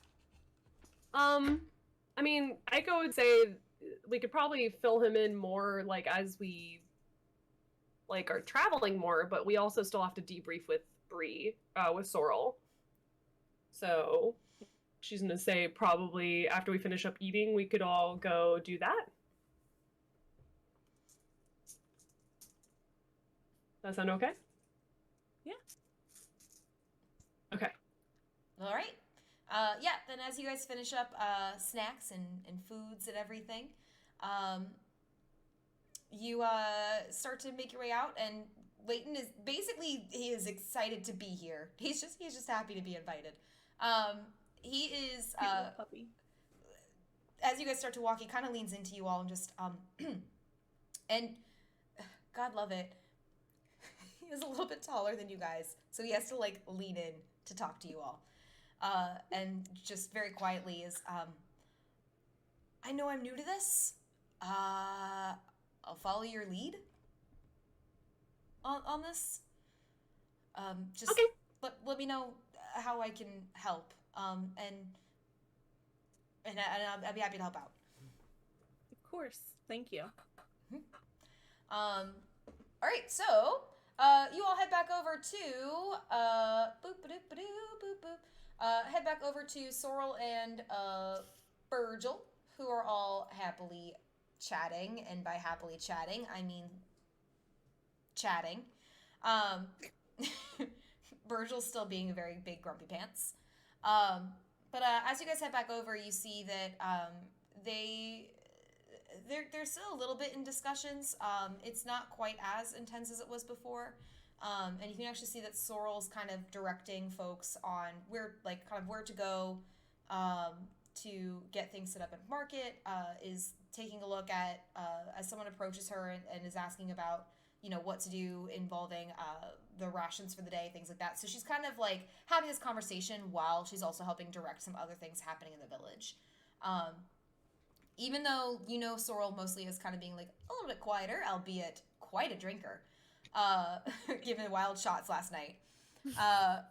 But as you guys are watching her, you're seeing that she's not the loudest leader in the room, but she doesn't have to be. That everyone is you can tell that everyone's going to her to seek out her opinion on things. And so that even if she's not the loudest, even if she's not like in your face or anything, she's getting things done, and is helping everybody out, and seems to have a smile on her face when she does it. So as you guys approach, as she's kind of turning back, she sees you all and just waves to you. Oh, it's good to see that you all got to meet up. Yeah, Echo's gonna wave back, and say, like, well, we found him. It's me. And then kind of ask for, like, a debrief from there, I guess. Yeah, so, Sorrel kind of, as you ask for debrief, sighs and kind of crosses her arms. We've been having some troubles with the trade routes to our city. You can see Tokahata's not very big, but it is home, and we do take care of our people here. And we're growing a lot. But one of the problems that we've had recently is we're having trouble getting supplies into town or out of town or much of anything in and out of town. We've been getting plagued by a number of and you see that Virgil just steps in. Bandits. Bandits stealing our shit. She's When do yeah, they that. attack? What'd you say? When do they usually attack or steal? Virgil kind of scowls and just like looks over and bold-faced assholes steal any time of day. You see, he's like, as he mentions them, he just like spits on the ground. They have no shame. They'll steal from anyone. They steal anything as well? We've noticed it's mostly been supplies going missing. Sometimes it's food, sometimes it's alcohol. Sometimes, and he starts naming, like, they've had lumber go missing, they've had even fabric go missing. Sometimes they've seen that there'll be some caravans that just get, like, basically blitz attacked, and people will be left tied up and all the stuff will be taken until another caravan happens upon them. In other cases, it's that caravans will stop to rest for the night, and by morning, everything's gone. So that's also what's been frustrating, is that the MOs have been very different for a number of them. I would ask if there's anyone who's magically inclined, since this seemed a consistent issue, can they, like, put, like, a tracking spell on, like, a supply and, like, intend for it to get stolen so they can find out where these bandits are camped? Oh, I got 2 nuggets now. We haven't really had the resources to do that kind of thing recently. And you see Sorrel leans in. Virgil's my second in command. He's been in Tokahata almost since the beginning, and he's been in charge recently of the patrols and making sure that the area is safe. So that's what we've kind of been discussing, is ways to help either make it safer or figure out what to do. But so far, no one's been able to track the bandits. We haven't tried putting something on there to track them. Do you think it would help? I think it'd be a good first step. Because we may have encountered these bandits on the way here. Or at least one group of them. Mm-hmm. What do they look like? They had hidden faces. They were all wearing hooded cloaks. Oh. But they kept saying to just leave our stuff and they would let us go. And she would say, like, you know, ended up leaving and we were able to keep our stuff. I think they realized that we were envoys. But if this has been happening consistently and they've been taking certain things that, you know, obviously are supplies and they haven't been resurged anywhere else that you know of, they might be using them and collecting them for a reason. Well, none of the things that have been stolen have been particularly valuable, we don't think. I mean, it's...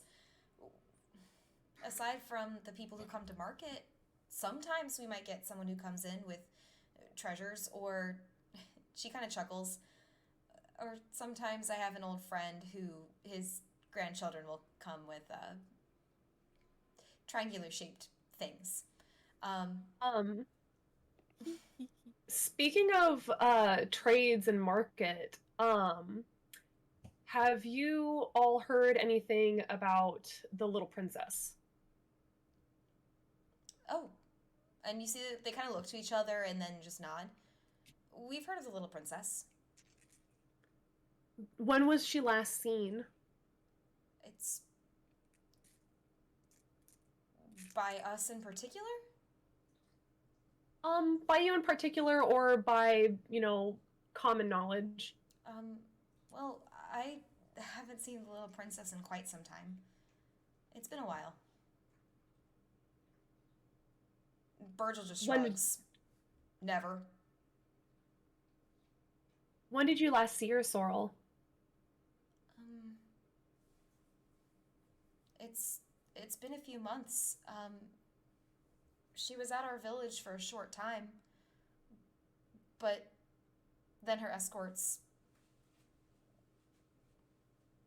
well, I guess escorted her? And she kind of giggles at her little, like, joke at that. Oh my god, I love her so much. Who were her escorts?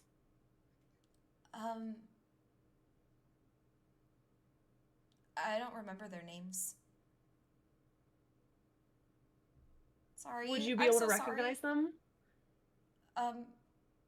Maybe if I saw them again, but I'm sorry. I really wish I could tell you No, more. it's okay. I really apologize. It's okay. It seems like there's a lot of trade routes that are easily intercepted in the Court of Fall. I mean, the Kitsune Forest itself is difficult for most people to navigate, even people who grew up in the court. And as for the bandits, I mean, bandits... Does everything have to go through the Kitsune Forest? It takes up a large part of the Court of Fall. Our Archfey, she had a soft spot for foxes. Voira actually had a pet fox, according to the legends. And it's... I guess it'd be like, oh, good taste. I was like, oh! But she actually had a pet fox, and it's part of why there's so many foxes here. And I was gonna say, one last question, Sorrel. What did the little princess look like? Can you describe her for us? In case we find her. Small? Looked like a pretty little girl?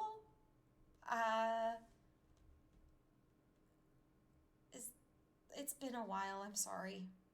Any colors that we should be aware of, or materials? Stone. What kind of stone?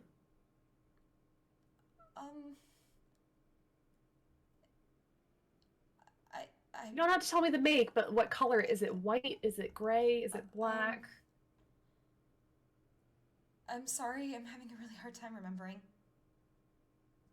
That's okay.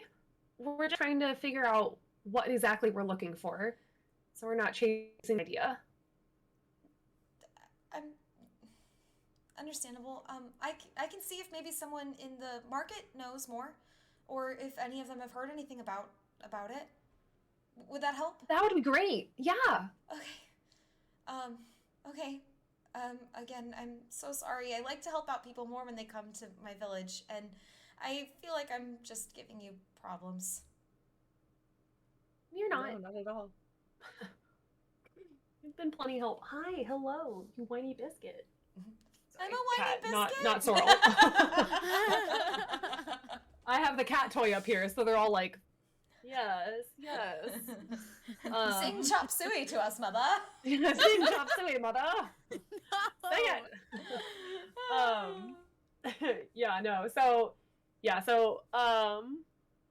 I was just curious as to what other people are going to describe the little princess as.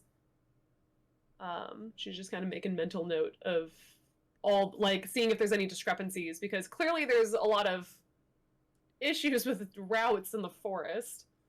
And then she also wants to ask if they find the clan again, if they find the bandits, what their question is, what they know about the little princess.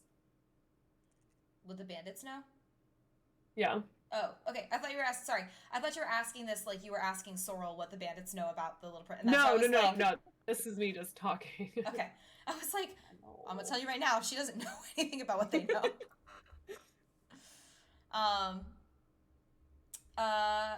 Any other questions that you guys have for Sorrel or for Virgil? As Virgil is the one who's been going out and kind of helping patrols, getting info. Like, when there's a caravan that's attacked, he's normally the one that goes to investigate what happened. We'd probably, at least Ico would probably ask a little bit more detail on, like, you know, what did they find? Like, what did they notice at the scene? So as she asks that, he mentions again like kind of some of the different things that have gone missing. That it usually tends to be supplies. If there is ever anything that's very valuable, I mean it's also gone. But they've had a number of caravans get attacked that weren't carrying anything valuable, or it was more of like mundane things, not like these are not jewels getting like typically getting stolen or anything like that. And that in each case, the people were typically left like tied up, otherwise restrained. Some of them were knocked out, but there have been nobody has gotten killed as of yet. Though, was it always a booby trap? Like an ambush? Sometimes it was, but again, he kind of explains that sometimes it's been that there's been an ambush. Sometimes it's been that they're just very bold and outright like start fighting. Roadblock kind of. Yeah.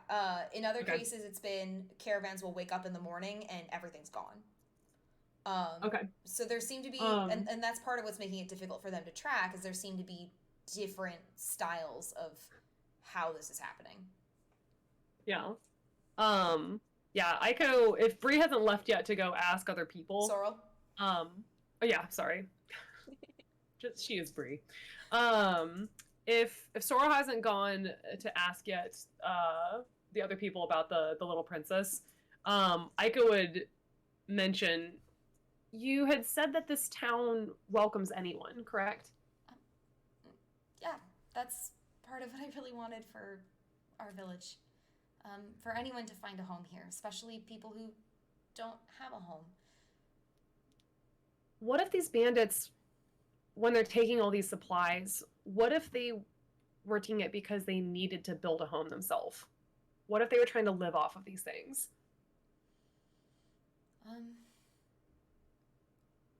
That could make sense. If there was a way to reason with bandits, would you then feel comfortable offering them a home here, or instead offering assistance to build a home with them? I think that would depend. Obviously, if anything happens to our villagers, I can't bring danger into our village. So if anything dangerous happens with with the villagers, or if they hurt anyone, I can't allow that.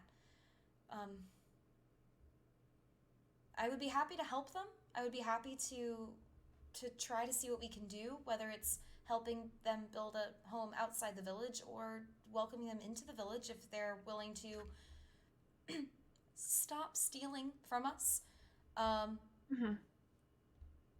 Would you be willing to establish trade with them if they did become their own standing?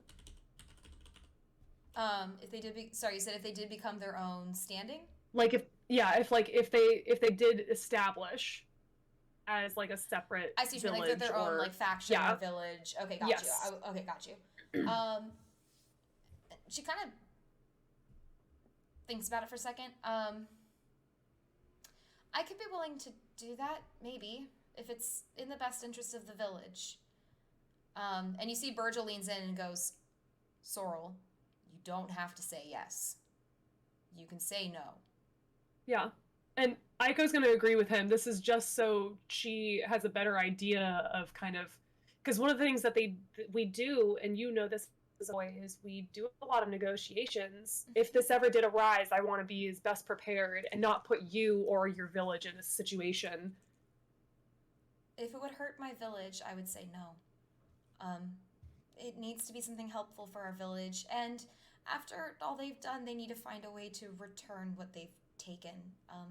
Even if people haven't physically gotten hurt, I know of a few merchants who financially have. Understood. Okay. Yeah, and she's just gonna like clap her hands and like look to everyone and be like, any other questions? I have one. Have there been any like hot spots where y'all have been attacked like multiple times? A couple. I think, right, Virgil? And he nods. There are a few spots. There's one place where there's one place by a waterfall where Go there. caravans tend to stop for the night because that's a good place to rest, get water. Uh, just imagine hydrate. To rest, get water, and otherwise pause for the night. Several have gotten attacked there. A number have gotten attacked in the forest itself. Okay. Only a couple have gotten attacked on pure open road. Typically, Okay. they're either in the forest itself, or if they are attacked openly, it's more so at night. Is that waterfall in the forest? Yes. Okay.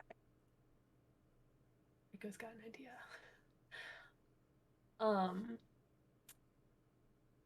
Okay. This is gonna be a stretch. And she's gonna ask Sorrel, do you all have any extra supplies that you aren't using that could possibly help other people? Like extra bedrolls or extra food, anything like that? We have one of the stalls in the market is for food for people who can't afford food. It's a way that they can still get fed for the day. So we do have food there. And then we have the market going on. I'm sure that there are things there people are selling, the people who've... She kind of thinks for a second and then looks to Virgil. Did anyone get attacked yesterday? And he just... No.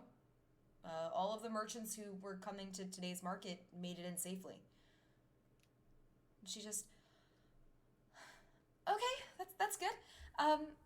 So there's that too. I think all the merchants who were going to be here today, a little fewer than normal given the danger, but all the ones who are going to be here today seem to have gotten in all right.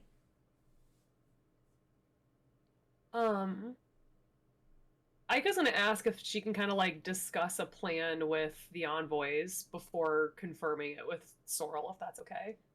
Oh, absolutely. Orion, Metzley, and Mulgroki and I would always try to do that. It just made things a lot easier. Please, by all means, if you need me, I'll be in the market. Virgil, he just kind of shakes his head. I'll be out with the patrols, giving them the updates. Okay. Thank you. I do appreciate you all helping with this. I really do. Of course. That's what we're here for. Yeah, so Aika's gonna turn to the group then and kind of immediately ask, like, what are their thoughts? Well, we know the hot spots. We could either go with trying to figure out, like, locate where they stop and do your plan of finding a way to track them, or we can just track them ourselves if we're careful enough. We know where they hit a lot. Arcadia? Yeah, I think trying to track them, like, with some sort of, like, magic thing is a really good idea.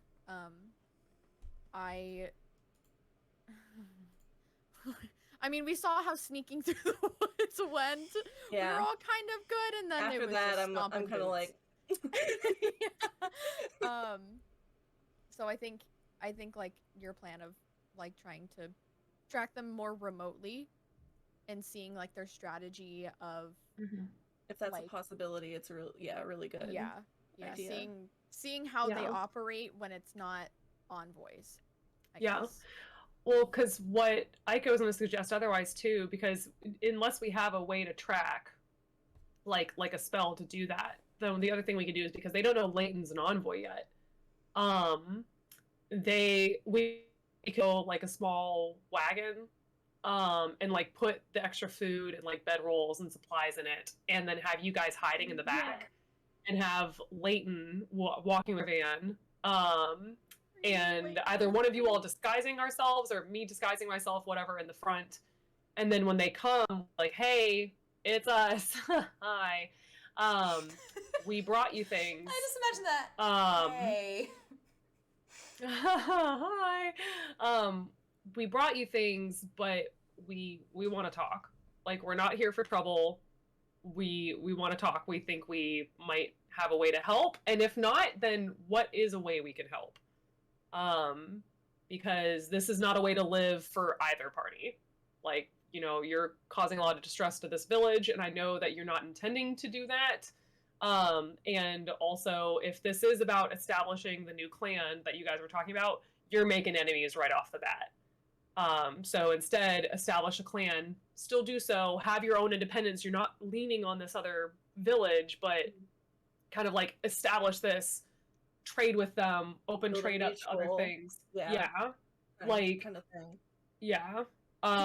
Like that's an option. And if they're like, well, you don't understand, then help me understand, kind of thing. Because otherwise right now it's not looking great. Yeah. And we don't want to have to, like, you know, in a sense, like, try to bring you to justice. Like, this is like a big like thing that like Aiko's kind of like, okay, like atone for everything that you've done by like now being the decent people that you can be, and like, but also like I understand they clearly don't like to kill thing. people, so Yeah, like it's, and she they respects have that. morals. Yeah. Yeah. They have like values, so yeah, and she also wants to know why that that one boy was invisible and following her. I'm curious. Yeah. Oh.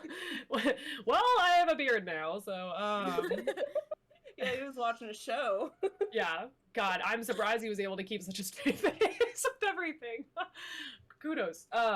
Yeah, so she's probably gonna ask in the market then, you know, for those supplies, and then seeing if there's anyone that could like maybe enchant something that like could be tracked. We could also ask the merchants if, like, even though they didn't get attacked, which is very good, if they saw anything weird on their way here, something like that. Or Say that again. I said we could also ask the merchants, like, even though they didn't get attacked or anything, maybe they saw something strange on their way here. I do like going to the waterfall too, so like if we do end up doing the wagon idea, like we should definitely go to the waterfall, because also that sounds really nice. Yeah. A pretty place to go. Waterfalls are nice. Yeah. Very aesthetic. Yeah. Okay. I'm trying to think of, yeah, she's also gonna ask Leighton what his thoughts are, and then Hi, Leighton. My thoughts.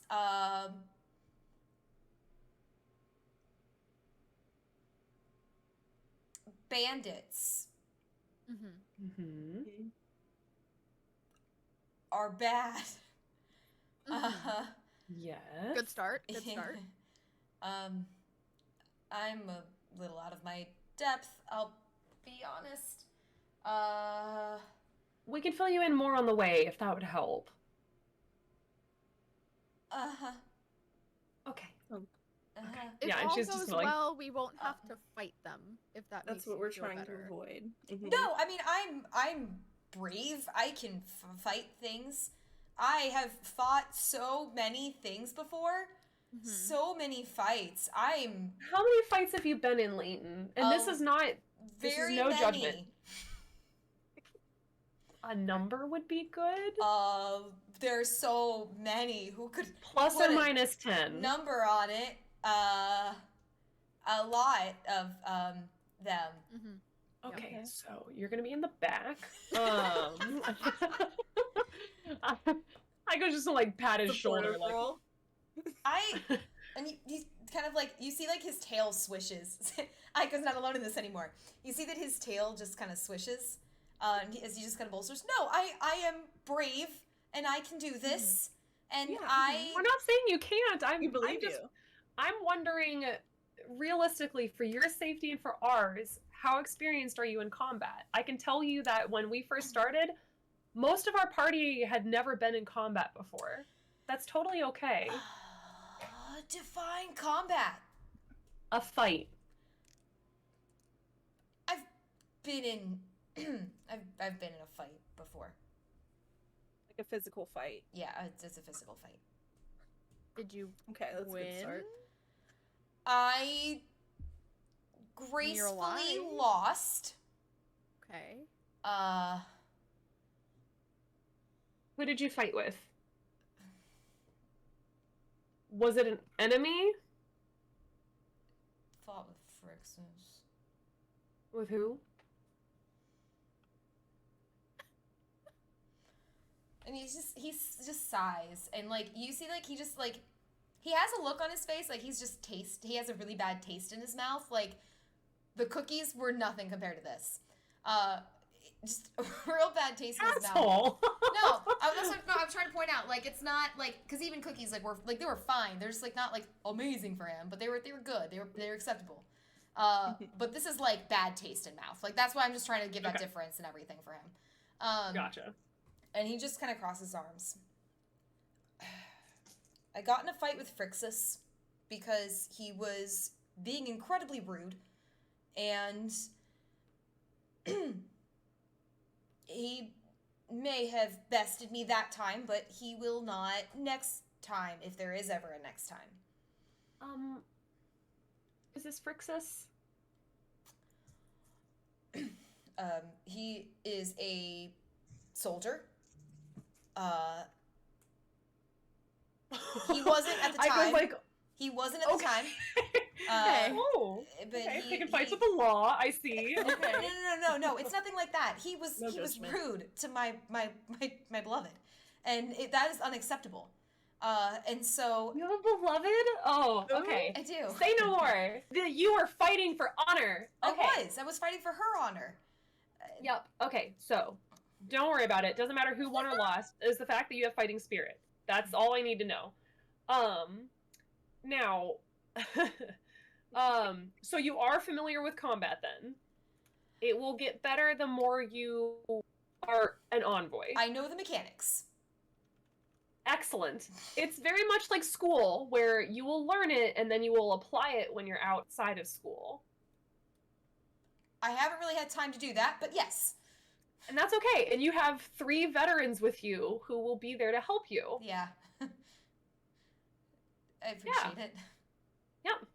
So, with that being said, this is a no judgment zone, okay? If you ever have questions about fighting or if you need help, it is okay to ask for help. Okay?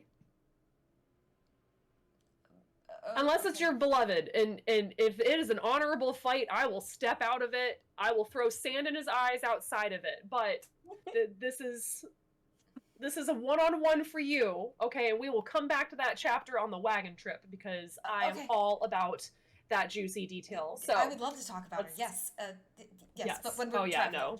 Yes. Yeah, Aiko is ready for that. That tea. Okay, yeah. Yeah. Girl loves the romance. So, what are you cannot have those goldfish. All right, No. so we had you guys were gonna go. Some people are you gonna go check out the market? The market. Sorry, it's from Dominion. Grand Market. Can I just tell you now, Lil? Ever since you said it the first time, it's been like those clips that live rent free in your head. Or little quotes that live rent free in your head. Like for me, it's the "I hate it here" from Case. For the crying, screaming, throwing up. Like those things live rent free in my head. It is now also Grand Market. Yeah, Grand Market. I had to go grocery shopping the other day, and I was like, Grand Market in my head. Like, yes. I really wish we got to play that game over the birthday weekend. It's so good. Yeah, so we'll go to the Grand Market, and we will we'll touch base with Sorrel there. Okay. As we also talk to other people. So you guys, we are going to yeah, Teach, call it what it is. No, at least not for Tokahata. Maybe in Aramori they would have one, or Astraeus, like the capitals, but yeah, Yohaizu. Yeah, Yohaizu is a grand market. The grand market. It is literally a city that is nothing but a giant market. Yeah, it's not even an R, it has an H. It is the Amazon of Sirumel. They sell everything. Same Love day it. shipping. You know, Yeah, hey, yeah. honestly, they have ways to make it happen. The benefits of having someone magical in charge. Woo! So, we have going to the market. Is there anything else that you guys are going to do? We have going to the market to try to convince people of supplies. I'm assuming Aiko is in on that. Yeah, I'm gonna get some rations. I don't know about you guys. Yeah, Refilling those rations. Rations. I'm fresh out. Yep. Vanjie. Vanjie. I have one. Vanjie. This Vanjie. I have one ration. One ration. Yeah, me too. Yeah, so I'm gonna get 9 rations. Okay. So is Oh. everybody going to the market to go look for things? Is anyone Yeah. wanting to do anything else to get ready or to try to like prep for the trip and everything? I will be rolling deception on anyone I'm talking to about the little princess. Do you mean insight? Good idea. Yes, thank Okay. you. To see if they're deceptive. Okay. Bree, I love you. Bree said that buying rations seems to be the most rational decision. Thank you, Brieskowitz. Uh, Oh, Lord. Yeah, all right. So, you guys head over to the market. You are buying rations, which is not a bad game plan, given that you guys lost all your rations. We don't talk I don't wanna about talk- it. I was just gonna say I don't want to talk about it. Yeah. We don't If talk you about are that session. buying 9 rations, it is going to be 4 gold and 5 silver to do. I'm too poor for that.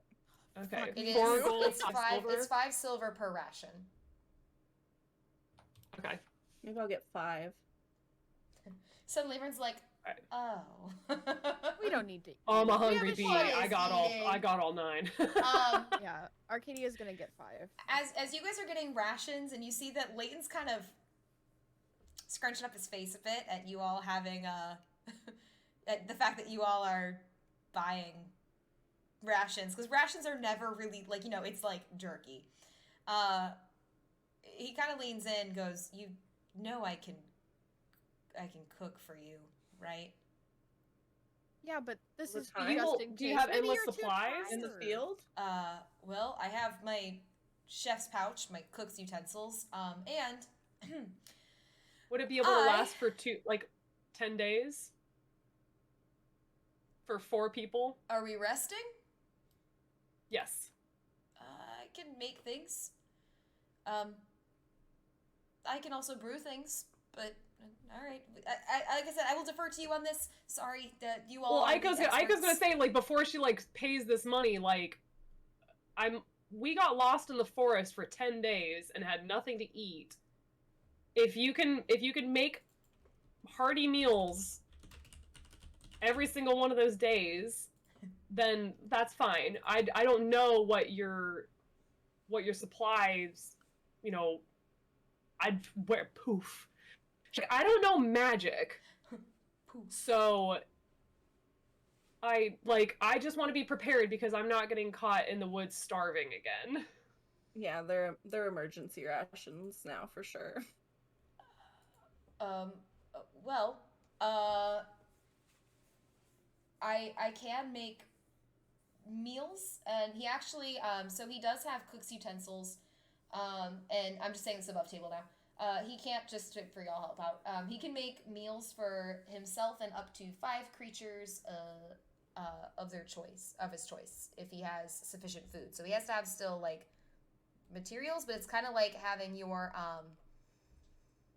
how to put this. It's a little bit like having your like healer's kit supplies or your arcane supplies or things like that. So as long as you're somewhere where he could like reasonably get food, like Okay. if you were in the forest, like someone might have to help him, like maybe forage a little bit. Oh but yeah. he can Okay. make something. Yeah. out So of it. Aiko's gonna say, okay, before we purchase anything else, is there anything else you want to tell us? Like, do you have magical rope? Do I you can make have alcohol. first aid kits? Oh, Okay. And you see that he looks around and then pulls out a little jug. I replicated an alchemy jug. Aiko's just gonna be looking at him like, I don't know what that means. Everyone's like, cool story, bro. Like, non-magical. I will say it again. Okay. I can name a liquid, and it makes it. Okay, got it. I understand that. More okay. or less. That's Okay. the gist of it. That's the gist. Okay. And she's like thinking. She's like, okay, what else do we need? What else do we need? I can make And she's beer. like looking at everything. I don't really drink, but thank you. I can make Girls' night. water. Yeah. That'll be great. Okay. Okay. How much water would you be able to make? With his alchemy jug, he can make 8 gallons of fresh Wonderful. water. Okay. So, Nice. to give you guys Excellent. a heads up, if you are not used to the alchemy jug and everything, so basically, he can name a liquid that it can create. Depending on the liquid that he names, it can create a different amount. Like it has an amount limit. And then once he has made that liquid, he can't make a different one until the next dawn. So the liquids he can make.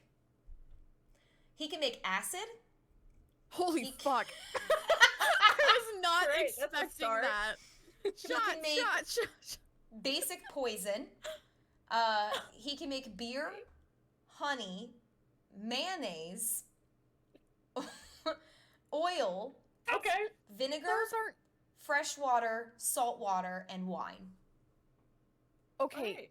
are honey and mayonnaise liquids?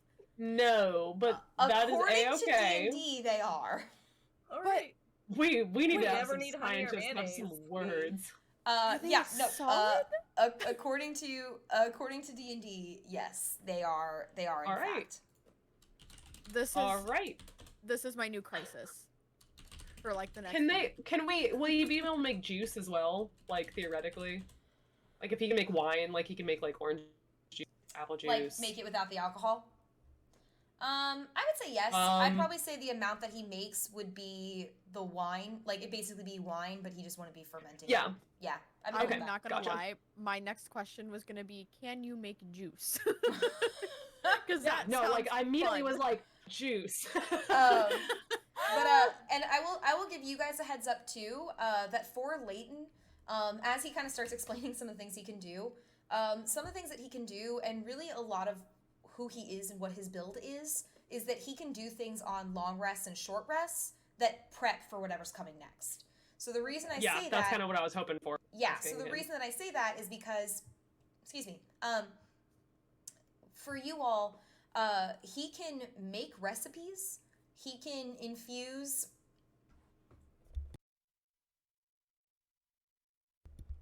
He can infuse magic items, or infuse items with a bit of magic.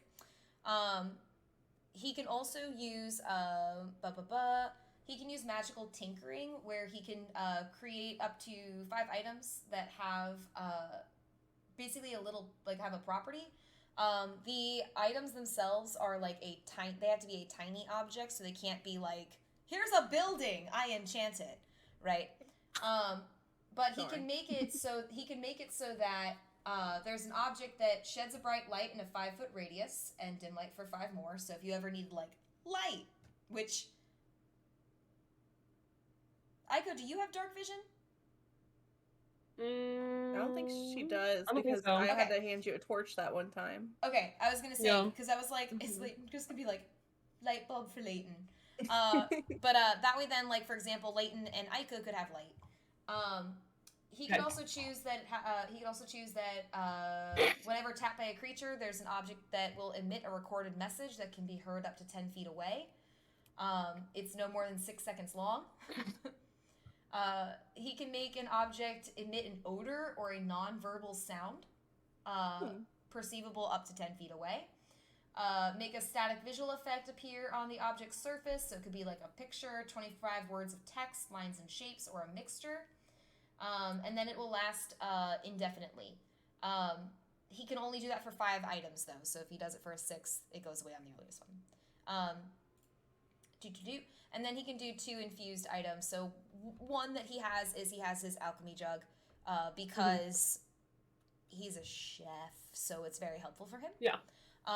But the other ones that he mentions that he knows are he can create a homunculus servant.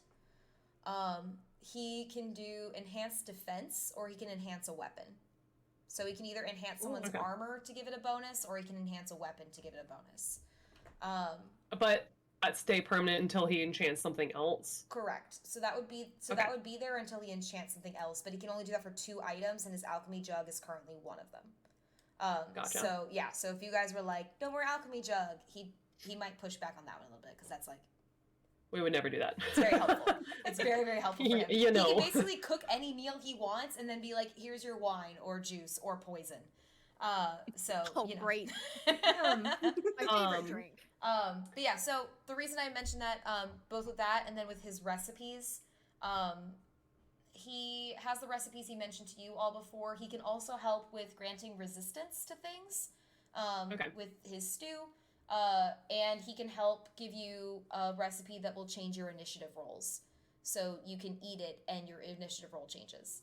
Okay, so all that to say, a lot of his build is based on, you guys can basically direct him on what you want him to focus on during long rests and short rests. And he will focus on, creating that kind of item or working on that for the most part. So, yeah. Okay. Ta-da. Yeah. I just wanted to know, because since we're about to buy rations, Buy stuff. if he's able to cook everything, it doesn't make any sense to buy rations. So, rations. I will say, just this is the helpful DM bit. If you're separated from Leighton, he can't feed you. So it may be useful to have at least a couple, so that if you're ever separated, or if he's ever so then not there. What's the price for 4 rations then? So they're 5 SP each, so they would be 2 gold. Okay, thank you. Yeah, 10 silver is a gold. Okay. All right, so I've got 5 rations then. And then from there, Aiko would suggest that they get the extra supplies that they mentioned, propose the plan to Sorrel, and then likely be on their way then, while there's still daylight. And then, again, talking to the market people and rolling insight on anyone when talking about the little princess. What I'll say is, so you wanted to get supplies for the market, and you want to talk to them about Little Princess, right? So what I would say is, especially if all 3 of you are there, I would divvy up who's doing what. So who's getting who's looking for supplies, who's trying to convince the market folk to actually give up their supplies, who is inquiring about the Little Princess. The reason I ask is because I'm going to have you guys do different roles then based on what you try to do. Yeah, that's fine. Aiko's going to ask Journey what her insight is. Let me take a look. Because mine's +8. Mine's +9. Okay. So one of us definitely do insight. What's persuasion looking like for Arcadia? My 3. persuasion's +11. Okay. My insight's pretty high. My insight is 8. Okay. And then what was the other task that we had to do? So basically what I'd have someone do is do perception to see what's even at the market, both in terms of trying to hear things, trying to see the different items, because you guys were also looking for you were looking for the supplies, you were looking to see who might know something about the Little Princess. To get them to give up the supplies, that would be more persuasion. To ask them about the Little Princess, but you want to try to figure out, are they telling the truth about what they're saying about it, that would be insight. Yeah. My perception's +5, but if I roll really low on it, I have a minimum of 13. And I will say too that since those are 3 tasks, unless you guys have something else that you want to happen at the market, Leighton can also help somebody out, so he can go with somebody to assist them on their task. I would have him go with whoever is going to be doing insight. Because I want him, story-wise, even outside of helping the dice roll, story-wise, I'd want him to be able to start these things, and then with clear, with a new mindset coming in, because we were all we do not trust you guys anymore. And kind of stories aren't matching up for us, and seeing if maybe an outside perspective might have some insight as that as well. So, like I was saying, my perception's +5. How's everyone else's? 8. Okay. Perception 6. Okay. So then, I can, Arcadia and I have the same int. I can do, the princess. Since your perception is higher, we can have you kind of scan the market, and then Journey's persuasion's the highest, so she can convince people. Does that sound okay? Yeah. So I'd be basically convincing people to donate supplies. Mm-hmm. I mean, you can choose, like, I will say, Journey, you can choose how you want to go about it. I should say, you can do persuasion or you can do intimidation if you want to. So basically, hey, we would really like it. It could really help versus give me your stuff. You know? So I will leave it up to you on how you want to go about it. Are you approaching it, basically, are you approaching it good cop or bad cop? So which way do you want to approach it, Journey? Definitely good cop, because Okay. I'm like my persuasion is much better than intimidation. Okay. So then I'm gonna have and you said that Leighton is gonna go with Aiko then for insight, right? Yeah. Cool. Mm-hmm. Okay. Arcadia. So you're kind of sweeping around. You're taking a look both for who looks like we could reason with them, who looks like they might have the items that we're looking for, and also kind of taking a look out for who seems like someone we could potentially talk to about the little princess. So go ahead and make me your perception check, por favor. Where's my? Never mind. I almost yelled, "Where's my dice?" I found it. It's fine. Proud of you. Thanks. Okay, be good to me. Oh my god, it went so far. That's gonna be 18. 18. All right. Woo! Nice. Very nice. Yeah. So as you are kind of like taking a look through this the market, what you notice, and I'm gonna move folks up closer to the market on the map. So what you see as you're looking around, a lot of what they're selling is more mundane, like kind of things. You see that there are folks who are selling like veggies, food, rations. People are one or two are selling like adventuring supplies, and you do find that the general demeanor or the general vibe around the market is very friendly. You actually even see that there's somebody, like you kind of seen over here, that there's somebody who comes up to one of the stalls and doesn't have the money to pay. So the vendor actually offers that if they can at least trade something, then they'll take that. Or if they can do collateral, they'll take that. Like anything to try to make it so that they can still make this happen. So you do get the sense that people might be pretty amenable to maybe even trading things or potentially doing like that collateral hold. Like you give them something for now until their supplies come back. Like that might be an idea of what you can do. In terms of who you could talk to about the little princess, you do see that there is a dwarf who is kind of selling different more metal goods, nothing iron, but more metal goods. Some armor, some weapons, and then some things that are just decorative and pretty. Like it seems very much like metalwork is just kind of like their jam and what they do. You know that you've been told that the little princess is a statue, so that might be someone who could be a good bet to go talk to about the little princess. So you do come back with kind of good leads on who you could go talk to, who you could maybe check things out with around the market. Yeah, high perception. Hell yeah. Oh, you can't win it. She is perceiving. I am one with the village. All right, then Journey or Aiko, who wanted to go next? Do we want to do supplies first or Little Princess first? Doesn't matter to me. If Layton's coming with me, I assume I do an advantage on the roll. It's just he's just there. He's helping, yeah. Cool. So are you going next then for? Sure. Okay. Yeah. And are you before? Easy. Before you roll, she's like, I'm ready. I'm ready. Like, let's go. We've been in this market forever. No, you're good. No, I was just gonna ask before you roll. Are you going to the person that Arcadia saw, or are you just asking anybody? I mean, I'm definitely going to also touch base with them, but Aiko's kind of going for like, for her thing, it's like hearing it from multiple people. She wants to see if there's any discrepancies. Okay. Okay. Like, because like like everyone will be like, oh, the little princess, like she's little, she's stone, she's little, she's stone, she's little, she's marble, like or like, oh, it's like, yeah. Yeah, exactly. Yeah. So okay. Yeah, then I would say, as you and Leighton are kind of going around through the market and you're asking about this, to various people, like inquiring about, oh, little princess, like, what have you heard about it? Things like that.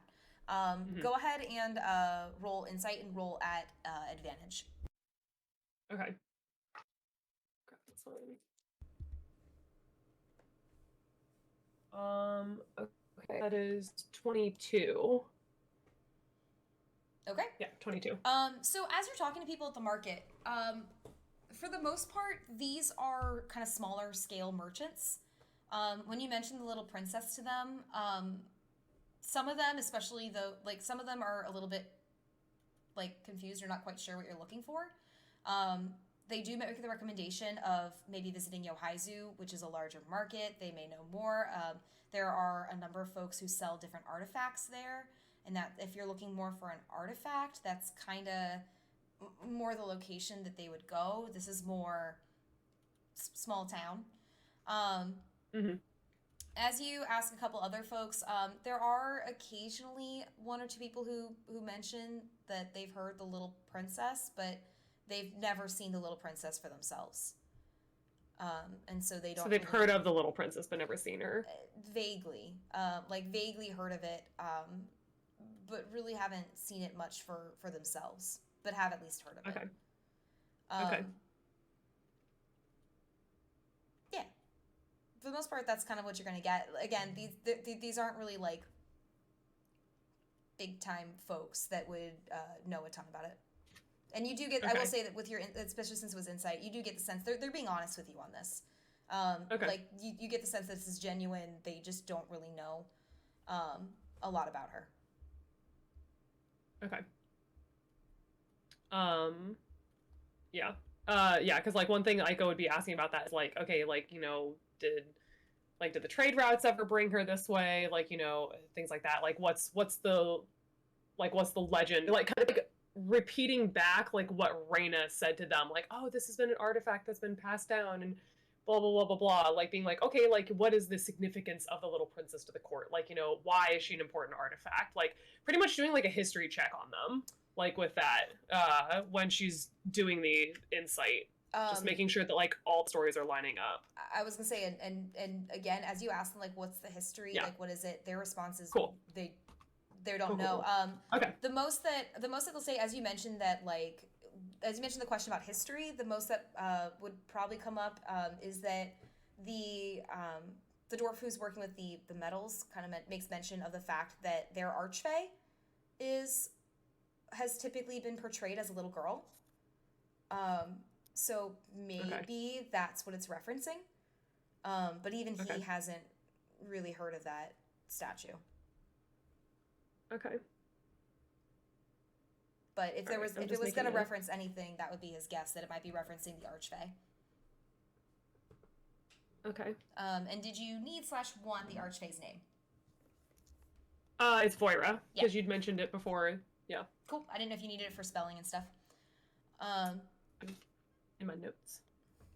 Perfect. Okay. All right. Anything else for Aiko? No, that's it. What about Leighton? Did he have any curiosities about anything? Leighton was mostly just kind of helping listen in, and kind of poking around and trying to get a feel for it. Like I said, his help with you is more giving you advantage on that role. Yeah, no worries. I didn't know if there was anything he wanted to ask about or anything. Okay, cool. Not really. He's mostly watching and kind of you see that he's kind of taking a look around. As you do get to the metal statues, he's kind of poking and looking to see he looks more at the trinkets rather than the weapons and armor. I love him. It almost looks like he's souvenir shopping than anything. Respect. Support that. So With a fellow tinkerer next to him, like, yeah, no, I get it. So he's kind of like he's listening and watching for all the little princess talk, as you've probably let him know, like, hey, help me out on this.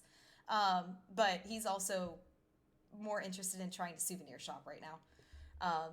Yeah, Fair enough. that's it for us then. Okay, cool. Then Journey, as you go to approach vendors about letting go of their supplies, go ahead and make a persuasion check for me, since you said you're going to be good cop. All right. Oh, hell yeah. What's 19 plus 11? 30? Sorry, what? Yeah, 30! Get some supplies today. Let's go, Journey. Those supplies, girl. Are they just gonna give us all their shit? I just love I'm sorry, what's 19 plus 11? I'm bad at math. Like, I need to have a hair flip to go with that. Damn, girl. Good first roll of the night. Yeah. So Journey, as you go up to the different tables, and you kind of follow Arcadia's lead, like Arcadia kind of pointing to a couple of the vendors that she thinks would be good ones to go. Good stuff. Yeah. Go ask about. Right. At first, when you go up and approach, and you're just like, hey, we need your stuff. They're like, oh, great. We can buy, we can trade, like, kind of rationalizing it. And the more you talk to them and explain, this is to help stop the bandits. This is to help with that. Almost as soon as you mention the bandits, their tune changes, like, completely. Like, where before they were saying, you can buy our merchandise. As soon as you mention bandits, it's, you can borrow our merchandise. And as they also see, the pin on your outfit, and as they realize, oh, one of the envoys from the Court of Stars is helping with the bandits. Normally, we would ask for collateral, we would ask you to leave something with us, but if you're a friend of Sorrel's, and all of us have heard stories, and some of us were at the community center last night for the wild night that you all had, by all means, we don't want to get in your way. If you can help stop the bandits, take anything you need. So this little market is offering anything you need. So, I mean, with a 30, you can choose what items you want to take. Yes. So, guys, you tell me what items you want to take. Yes, this is why we put you on this mission. Yeah, holy shit. Things to build a small village. They start taking down parts of their own village to just, like, take apart and give you the materials It's to like make the home village. on wheels, like, relocated. Like, yeah, just take They give this you a little hut. trailer and just... Yeah. Oh my god. Yeah, no, legit, you tell me what you want to take, and I'll tell you how much of it you can take. Okay. You guys They have, wanna- I will say, they're, like, lining up wagons for you. Like, this is a brilliant idea. Why didn't we think of this? This is great. How many wagons do you need? Let's just do 2? Food, medicine. Yeah. 2 wagons? Medicine. Great. Okay, take medicine, okay? What else would be They give you, like, 5 healing potions for medicine. awesome.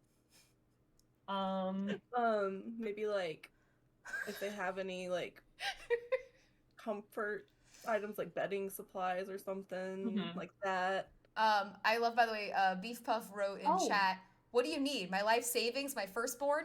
Like, what do you want? Yeah, It's all Beef yours. Puff. Yeah, so I would say for bedding, they'll go ahead and give you 6 bed rolls. Okay. if we could Wow. get like maybe pots and pans, unless those have been stolen, or like maybe some like plates and cups, like silverware. It's like a housewarming party. Like things that I'm just thinking of, like because I don't know how they're like eating, like once they do make food, like how are they eating it?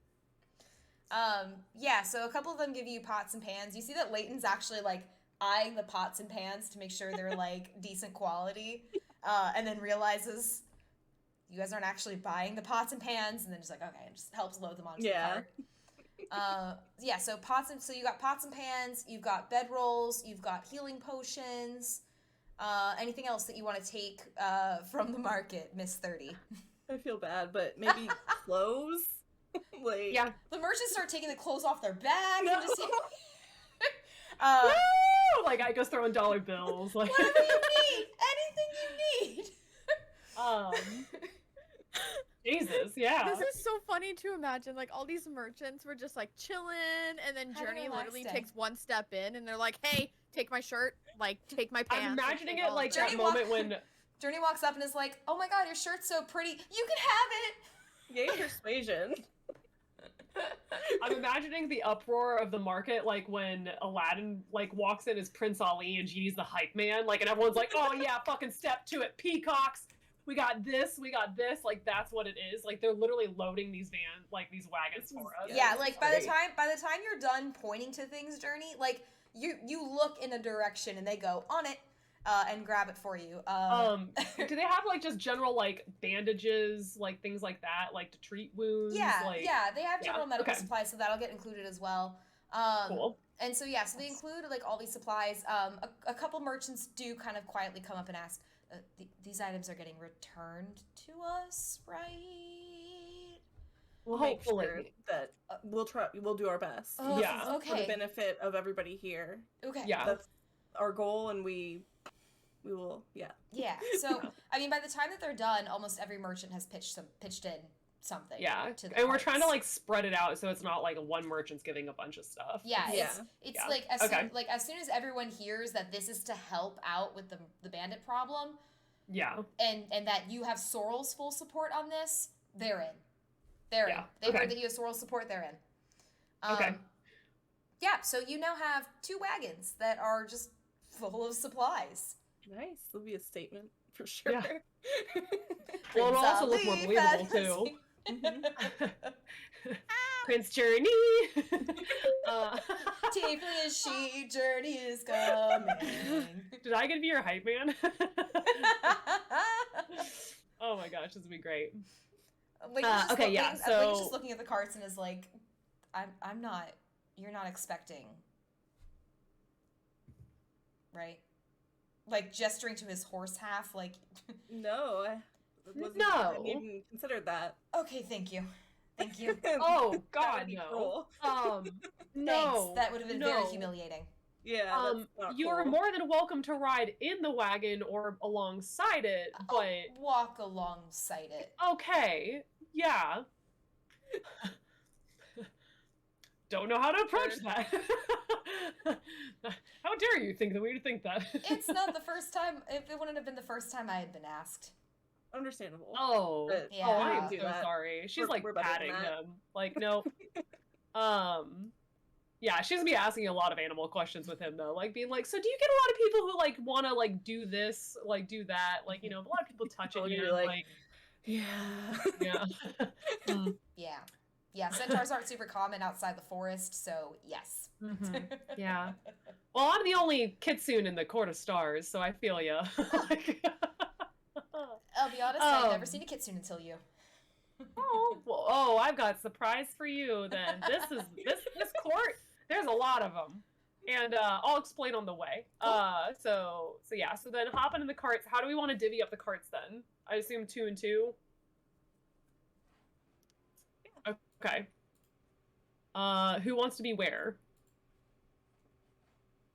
Literally doesn't make a difference to me. Mm-mm. It I may would make a personally difference if I will say it may make a difference if you guys get attacked.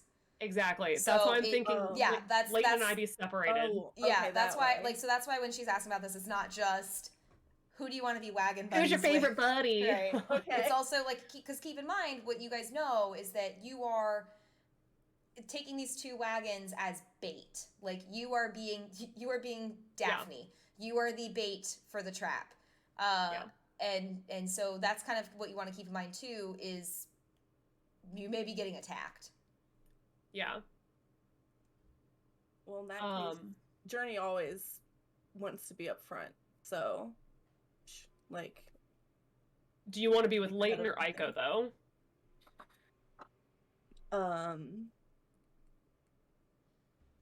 Honestly, she would prefer Aiko, mostly because we can talk, like, you know, tactics, but understandable if Arcadia wants to be with Aiko for the same reason.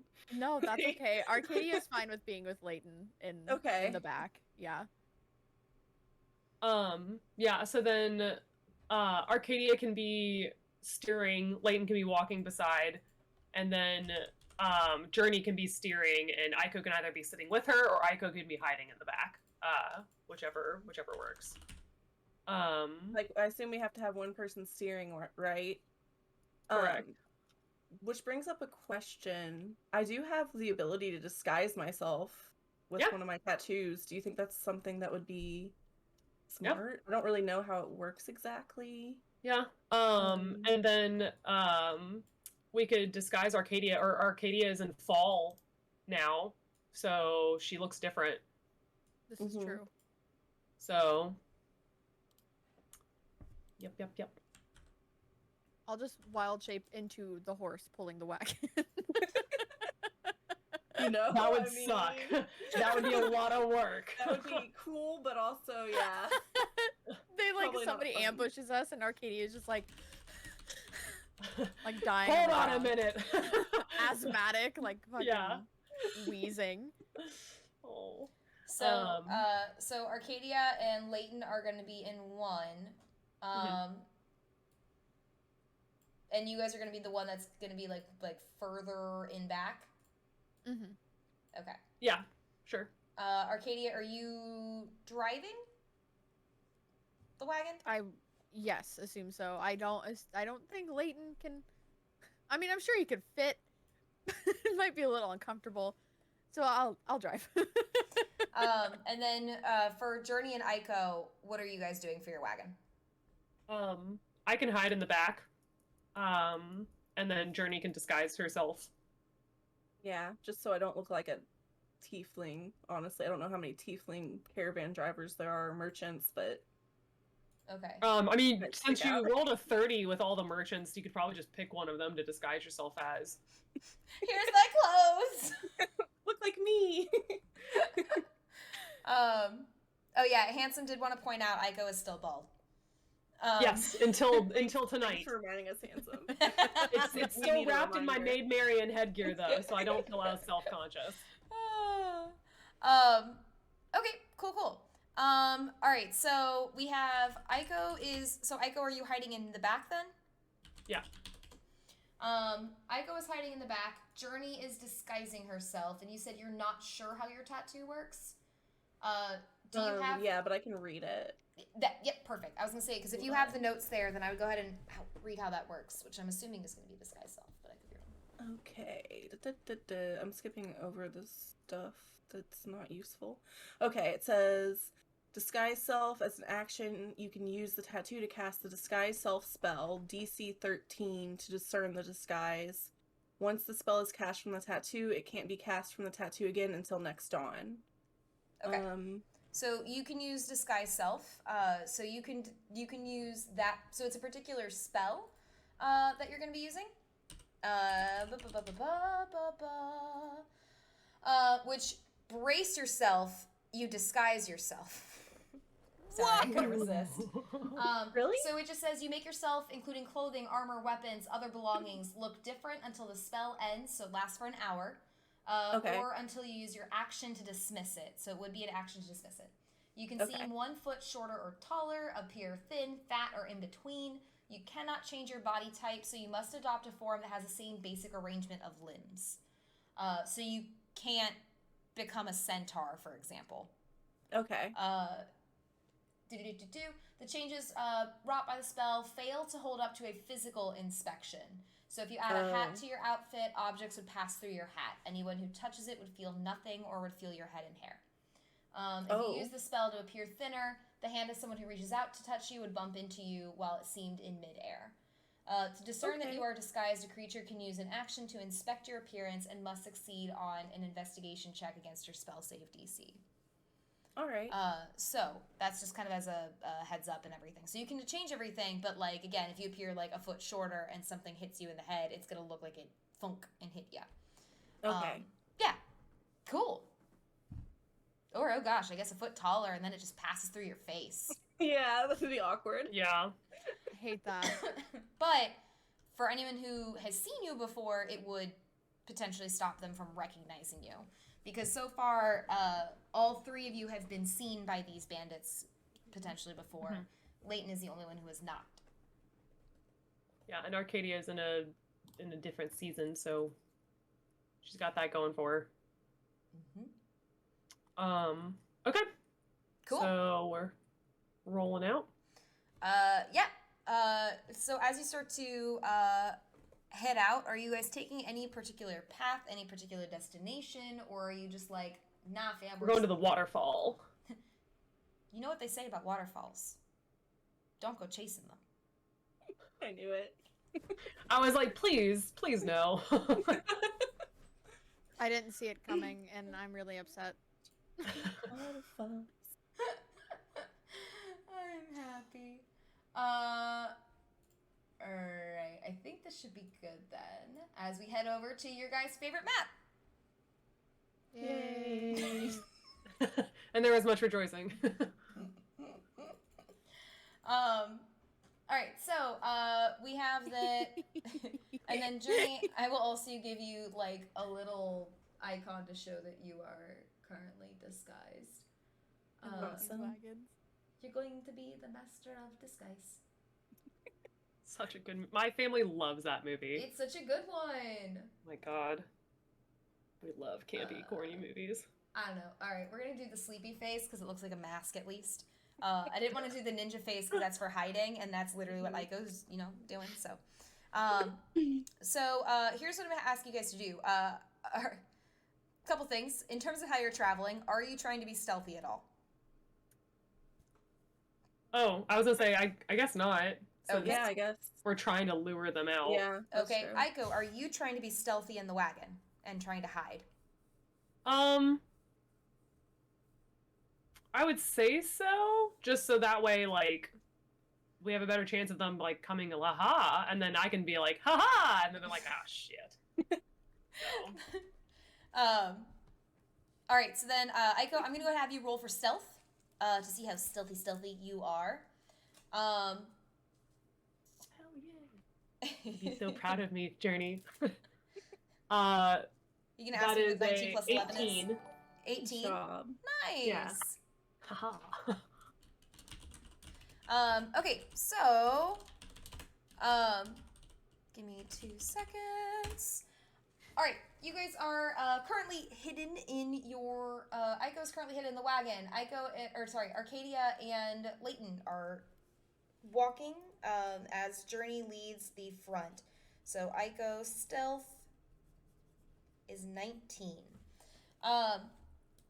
You guys are 18. wondering. 18? Oh, I'm so sorry. 18. No worries. I I didn't want to cheat. No, you're good. I was gonna say I appreciate the honesty. Much Yeah. appreciated. So thank you guys so much for that. All right, as you guys are walking and wandering through with the wagon, the forest overall seems pretty calm.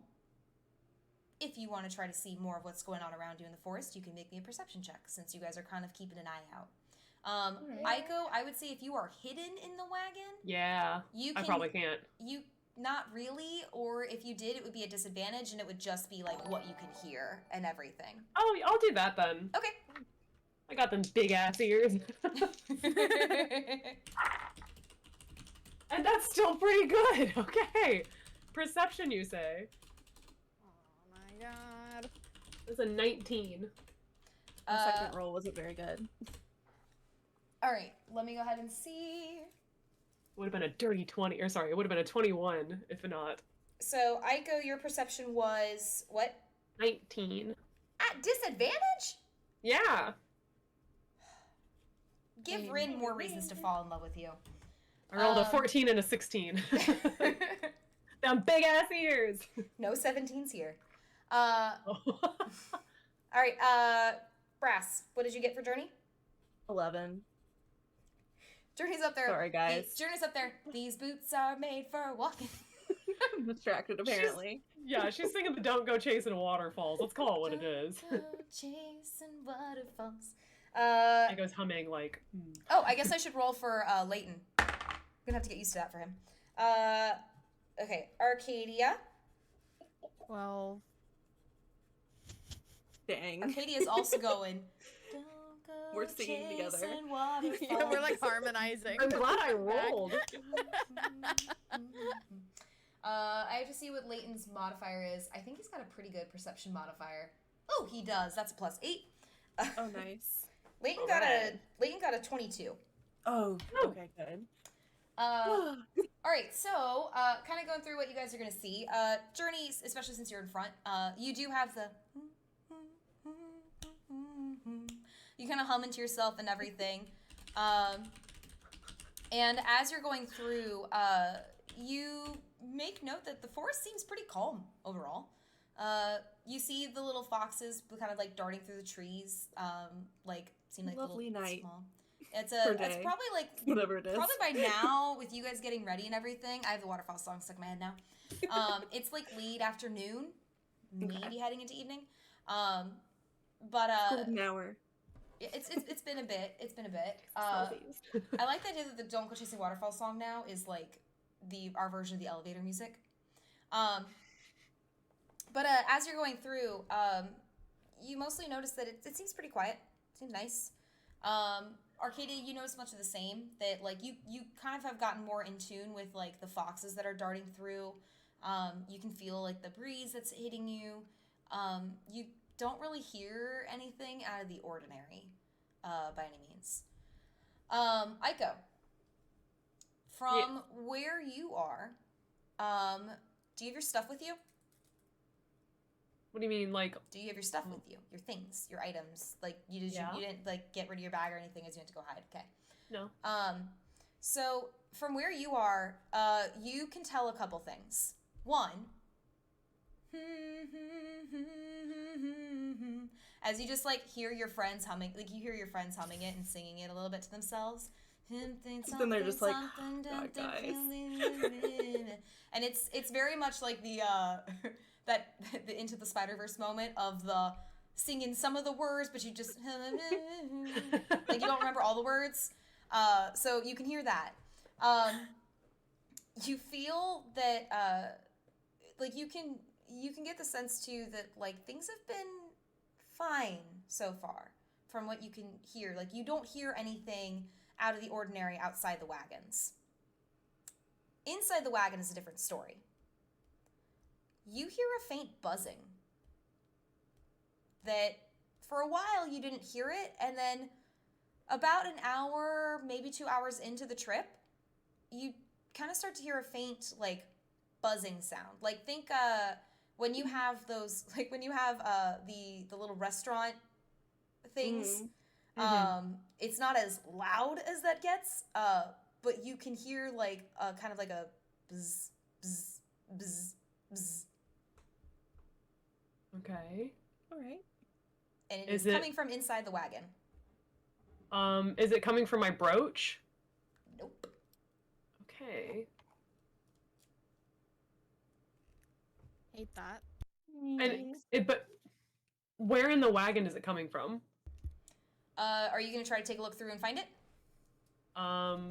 Yes. As you take a look through, the further that you start looking, you can tell it's coming from inside your bag. Okay. And as you dig through your items, weirdly enough, you pull out the small gold coin. That's in my kimono. Then in your That's like kimono. on me. Okay, then in your kimono. My bad. Okay. I was like I thought it was like with your stuff. No worries. But then you feel like from within your kimono, like you can feel that buzzing then too. Okay. As you pull it out, you can see that it's actually buzzing, and there's like a soft light coming from it. Okay. I'm gonna kind of whisper that to Journey. Like, hey, buddy, I know you're singing waterfalls, but my coin is buzzing and glowing. And they Oh. mentioned before that it glows, and I can't remember why. I think it has to do something with, like, it glows when yeah. other members are around. I So see. be on the lookout. Thanks for the tip. As you're having that conversation, you feel the buzzing increase. Like it's going from just buzz to buzz. I think they're getting closer. Yeah. Yep. Okay. Mm-hmm. And she's gonna, just leave it at that for now. Like, be on the lookout. Be vigilant. Yep. Okay. Leighton, outside the wagons, has been kind of watching and looking, and kind of looks over to Arcadia. So these bandits look like what exactly? Okay, so don't freak out. But they kind of look like Aiko a little bit. Is Aiko a bandit? No. I knew you were gonna ask that, and no, she's not a bandit. I just wanted to double check. I mean, no judgment, but I just wasn't sure. No, for sure. I trust Aiko with my whole heart and soul. Got it. She is not a bandit, and she was just as surprised that they looked like her as they were, and as we were. So are they all her color, like the pink? Yeah. Maybe a little softer, and various different shades. Like a white or a silver? Would one of them maybe look like that? Yes, I think. Okay. So I think we're being watched. Okay. What do we do? Where? Have you seen? And she's like trying to like talk hushed so that nobody hears. And you see, just very quietly, I'm pretty sure that I saw someone, and then we saw someone, and then I blinked and looked back, and they were gone. But I'm pretty sure someone's here. Okay. Well. Okay. She's like not sure if she should leave the spot. She's just gonna like look around, see if she can see anything. And then oh god. Say, okay, well, keep being on the lookout. If you see anything else, or if they, how close were they? And he points like, essentially like they were like a little bit off from the trees from you guys, but like not very far at all. Aiko, the more that this is happening to you, you feel that buzzing just increase, and like that light kind of glows a little bit brighter. Okay. Lovely. Okay. Yeah, so Arcadia's just gonna like look around to make sure she's very like is she in the cart, or am I walking next to it? I thought you were steering it. I'm like steering in the cart, it, right? Yeah. Okay. Yeah, so she's definitely gonna maybe try to get a little bit closer to Aiko and Journey's cart, just so that we're a little closer together. And like still hang back a little, but make sure that we're not gonna get like completely separated. Yeah. Moved y'all up. Yeah. Is there anything that so you said you wanted to take another look around? Yeah, just like to see if there's anything, that she can see, or anything she can hear, or anything like that. Make another perception check for me. Okay. Please be better. Please be better. Please be better. Yeah! So that's gonna be 22. All right. Okay. Nice. All right. So, as you are kind of looking around again and have a little bit of guidance from Leighton on silver, like white-haired kind of thing, like a little bit of a guidance on kind of what he has seen, you do notice that there seems to be kind of a silvery white fox that's darting among the trees, along with the original ones that you had seen. So like mostly you've seen kind of like either like some red fox, like you've mostly seen like red foxes, but this one is like pretty close to just being like a almost a pure white fox. Okay. So. Okay. So Arcadia is just going to, I mean, stay where they are, I guess. But she's gonna tell Leighton that she sees it too. So he's not seeing things. Good. Glad to hear that. Yeah. Kind of wish you were seeing things, but hey, it is what it is. So in case something happens, try not to get too caught unprepared, I guess. Gotcha. Hopefully we get somewhere. Do we fight the bandits? Do we attack them? If they attack first, defensively, Okay. we try not to kill anyone. Okay. If possible, but we're trying to negotiate more than anything right now with these bandits. Okay. We don't really want to burn any bridges, I guess, just yet. I know they're bandits and they're bad people and like whatever, but trying to make things a little easier for the village. So if fighting is avoidable, then do that.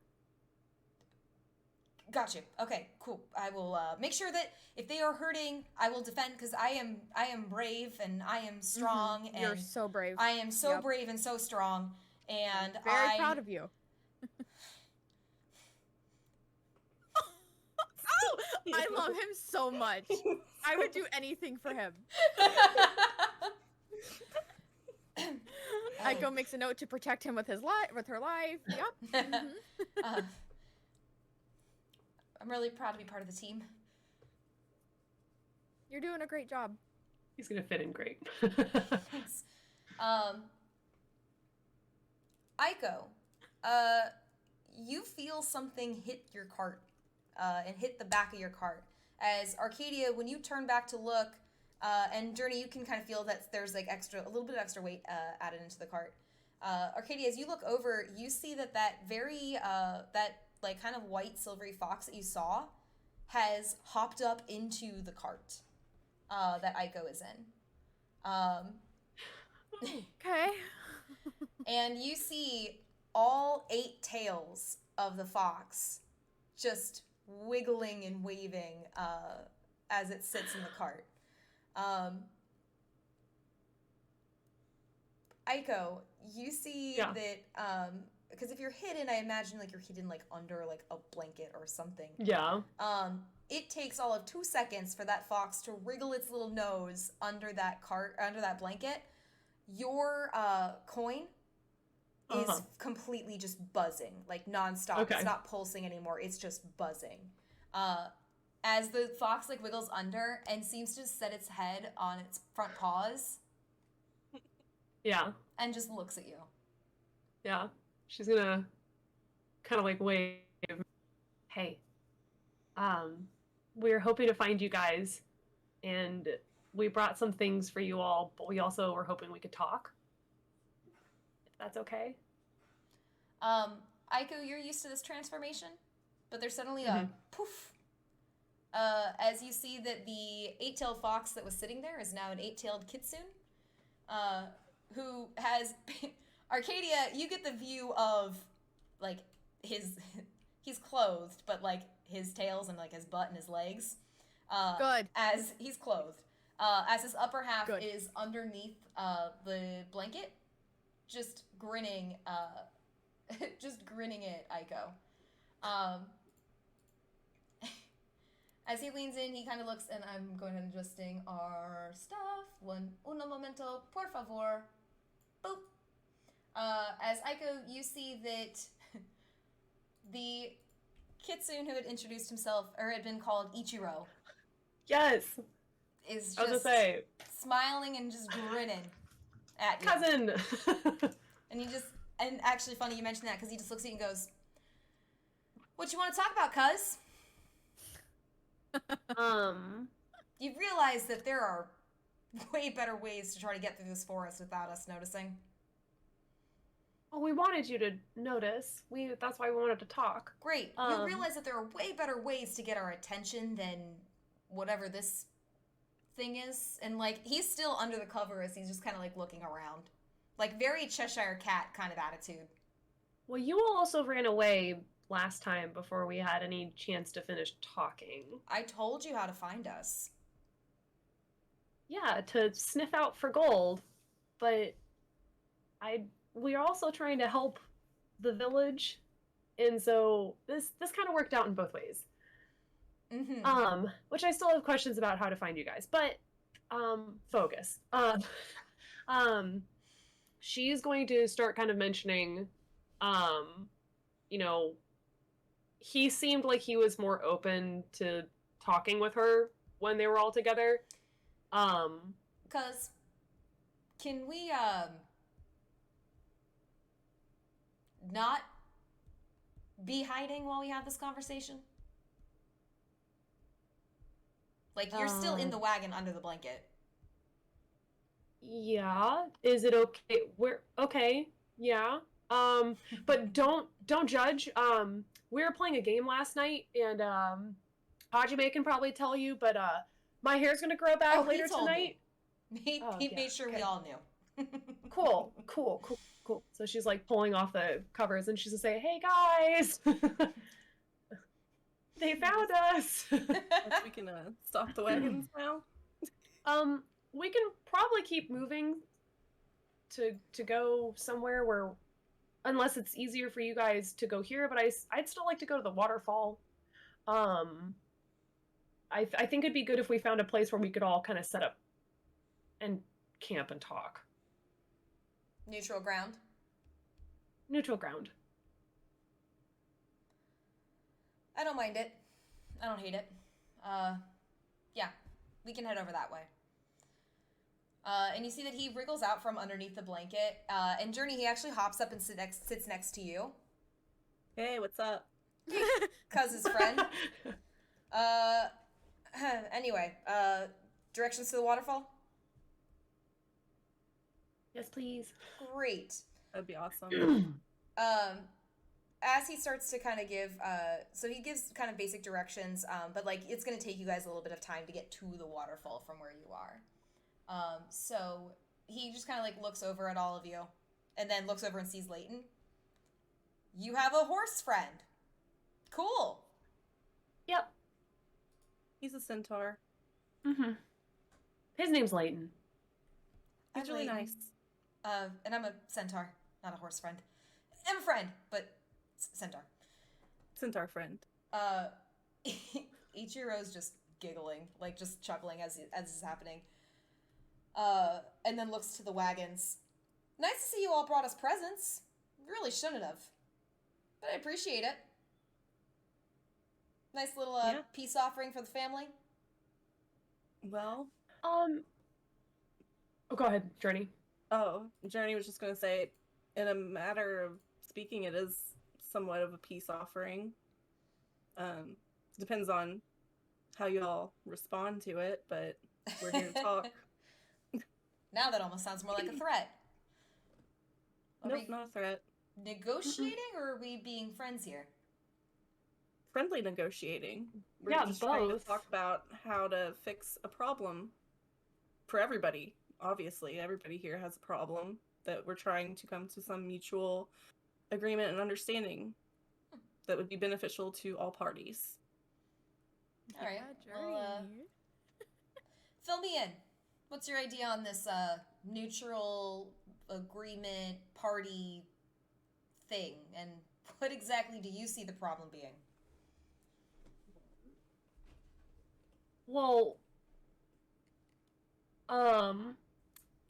we're gonna kind of like describe to him what we were talking about amongst like ourselves, where it's like we would like to see if we could help them establish their separate. No, sorry, cat toy. This was a mistake. Establishing like their own, because they mentioned that they wanted to re-establish the clan. Mm-hmm. But stealing from villages is probably not a great way to go. Granted, we understand that they need supplies, which is why we brought a lot. And we spoke. Stop it, you're being a gremlin. Durzo's just like slapping shit, and he's like, yeah. So, and mentioning how we spoke with the leader of that village, not mentioning anything about them. She didn't give away anything about them. But for the sake of them establishing the clan safely and like, what's the word I'm looking for? Like officially, you know, being able to be their own kind of faction, like they will need to have their own supplies, be able to set up trade routes and things like that. Like they can't just maintain by stealing from different territories. And so that's one of the things that they were hoping to discuss. Granted, she doesn't understand why the clan is no longer its own clan and why they're not with the other Kitsune, but she, you know, she understands that she's new here. I'm new in town. Yeah. So as you're describing this, make me a perception check as you're talking about all this. Okay. Oh, hell yeah. We'll take it. Perception, that's 15. Okay. You notice a couple things. One, that Ichiro himself seems to have a pretty, like, laid back, kind of, little rough around the edges personality.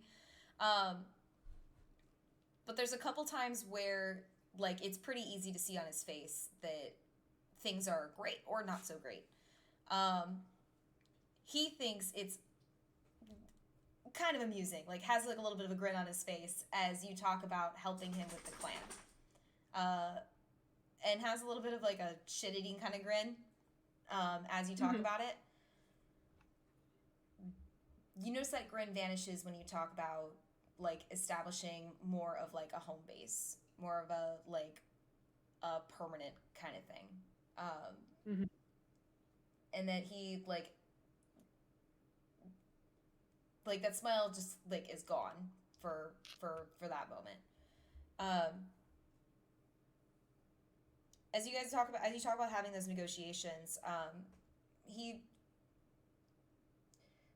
kind of wiggles his head back and forth. You notice his ears kind of go back and forth a little bit.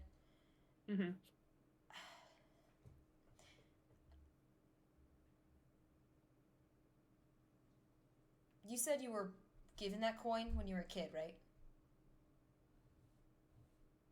Well, it was found with me. Found with you. How old are you? I don't know exactly, but I think I'm about, and she's like counting, she's like 35. I'm 35.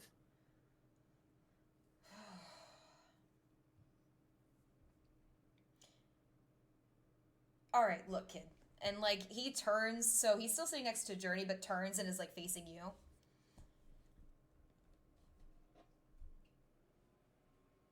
On the chance that you're family, we're being real nice here. And not just taking everything. Again.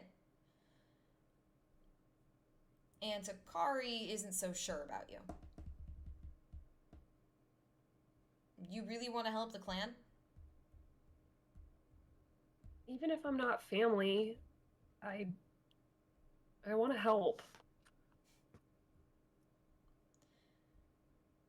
Kanekos can only rely on each other. That is all we got, but he kind of looks to the other envoys. I can talk to you more about that later. And then turns back to Journey and just points. Hang right. Gotcha. Waterfall's about there. As you reach the waterfall. That song is definitely not still in my head. No. Oh, it's been in my Yeah, head I was this just whole about to time. say. She's in a band. So great. That's why we need a D&D playlist. All right, so you do reach the waterfall, and you see that the forest kind of opens up into kind of a smaller area where it's a little bit of a smaller clearing. The waterfall kind of pulls into really more so like a little pool than anything. A couple little tributaries pulling off of it, or little rivulets pulling off of it, but more so it's a little smaller here. As soon as you pull up, Ichiro, like before the wagon even stops, has hopped off the wagon, and like walks over to the waterfall.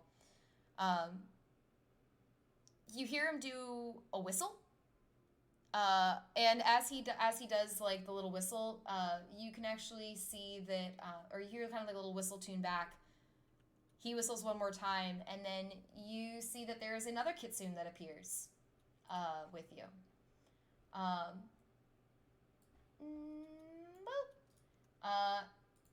As you see that the pink-haired female kitsune kind of appears from behind the trees near the waterfall. He immediately, "Don't attack! I'm not armed." Like, very sarcastic toward her, very, "Oh, don't hurt me, oh scary bandit." And as soon as she's within range, just smacks his arm. "Shut up."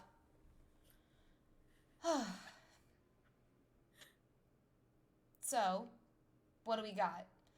And he kind of briefly explains, "So, our cousin here has brought us some supplies. Very kind of her. They're gonna give these to us, and apparently talk to us about a couple things, but they have brought us a peace offering."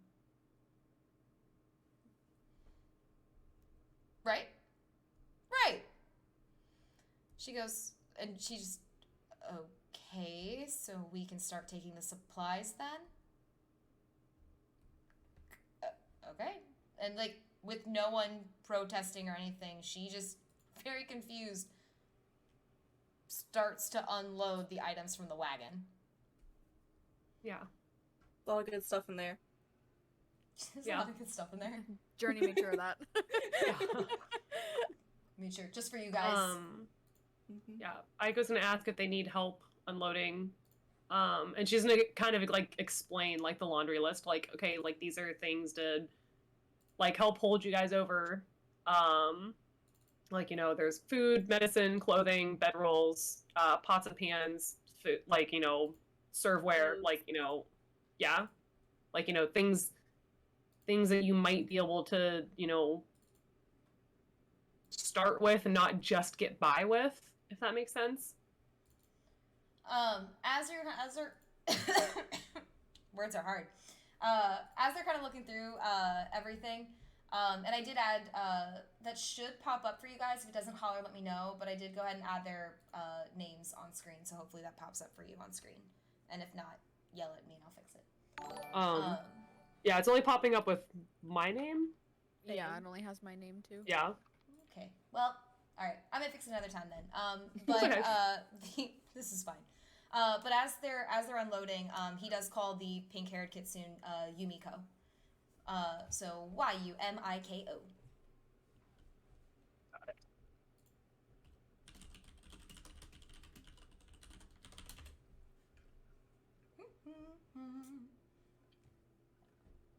As Yumiko starts unloading things, you see that Ichiro actually like gestures for you all to, or for you to kind of like walk with him.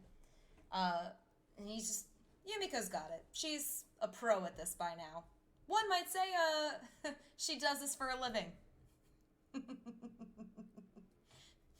It's a joke. I go to ask how long they've had to do this. Haha. Okay. Yeah. So as you ask about how long how long they've been doing this, you know, few years, maybe more, maybe your whole lives.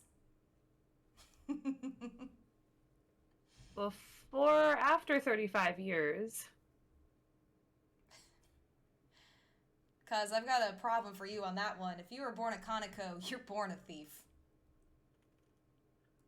That doesn't matter. I don't care about that. I want to know how long you all have had to do this. I mean it. I was born into it. I don't know how old you are.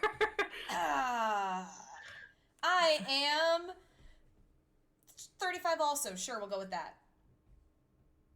She's gonna look at him like high or low. Like it's. I'm closer to what? 150 now?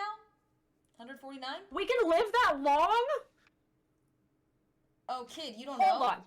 No, I can't. Okay, time out. You have to remember, I haven't met any of us outside of meeting. That he's different. He doesn't count. I haven't met anyone outside of this. How long can we live? I legit thought I was gonna kick it at 90. Kick it at 90? Do you have no tails or something? No, but listen. Ichiro. Aiko, how long do we normally live? how many tails you got? 8. 800. 800 years? Holy shit!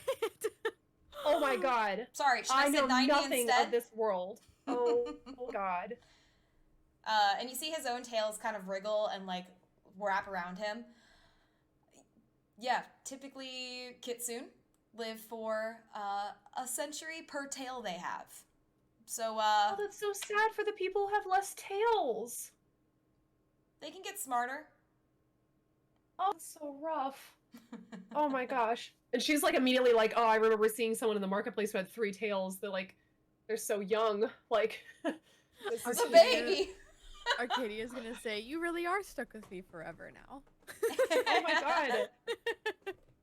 Like Aiko's just like really excited, like, but also sad because then she realizes that like, oh man, like all these people she's gonna see pass away before her. Like She's having a whole crisis right now. not like literally like the Identity Cornfall has crisis. not been kind.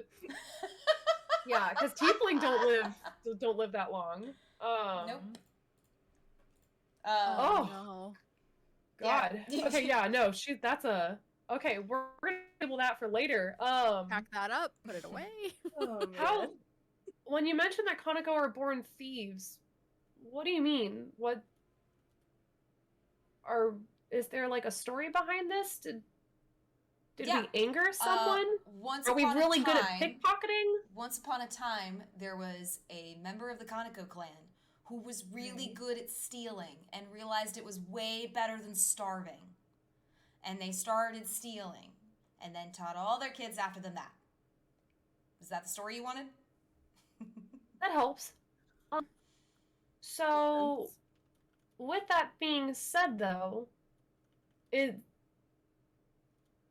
have we always had to do that to survive?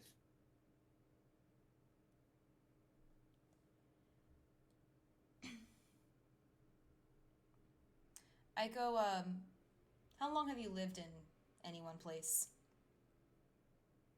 I've only lived in Court of Stars my whole life. So, you were able to make it 35 years in one place. Well, yes. I was at the monastery for about 30 years. And then I was at the capital for a little under 5. So 2 places. 2 places. Mm-hmm.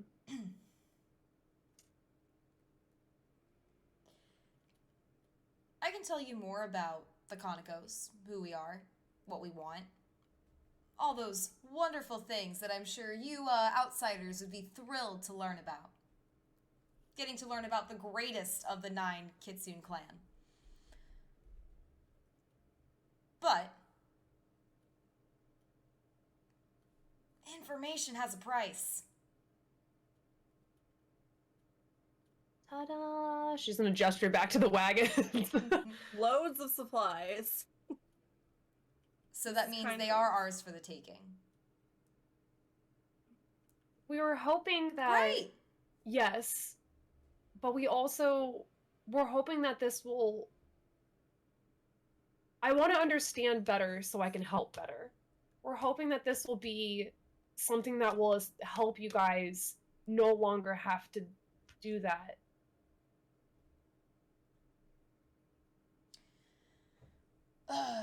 Yumiko, what's the damage? And you see that Yumiko, who has been offloading things, looks over and then looks back to Ichiro. And kind of gives like a rundown of supplies of everything that you guys picked up. Ichiro kind of stretches and, all right. I would give you 6 questions, but we'll count not attacking you as one of those favors. 5 questions. Ask away, kiddo. I'll give you information on any 5 questions you want to ask. Then we're even. Before I ask a question, what I'm about to ask does not count as my 5 questions. You don't know how this game works, do you? That's why I'm just clarifying. You have 5 questions. I would recommend not asking me, can I pet your tails? She's just gonna gesture to her own, like, really? You've never met another kitsune. You might be curious if they feel just as soft as yours. I unfortunately have already felt another kitsune's tails. Oh my god. Very much so. He's just very curious, quizzical look on his face.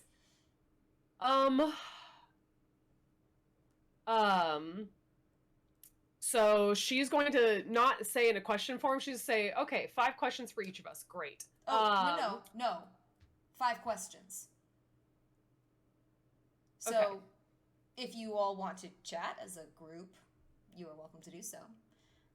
But 5 questions, and I will answer the first 5 questions I hear. So, let me know when you're ready.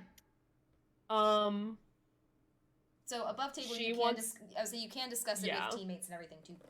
So one of the questions, I'm going to type it out in our roll 20 too. So one of the first questions that she wants to know is about the little princess.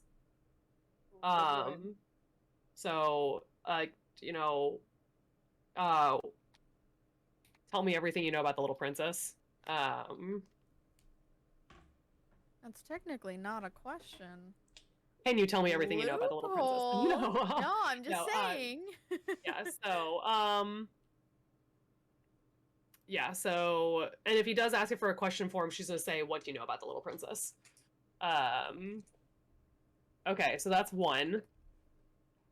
And then 2,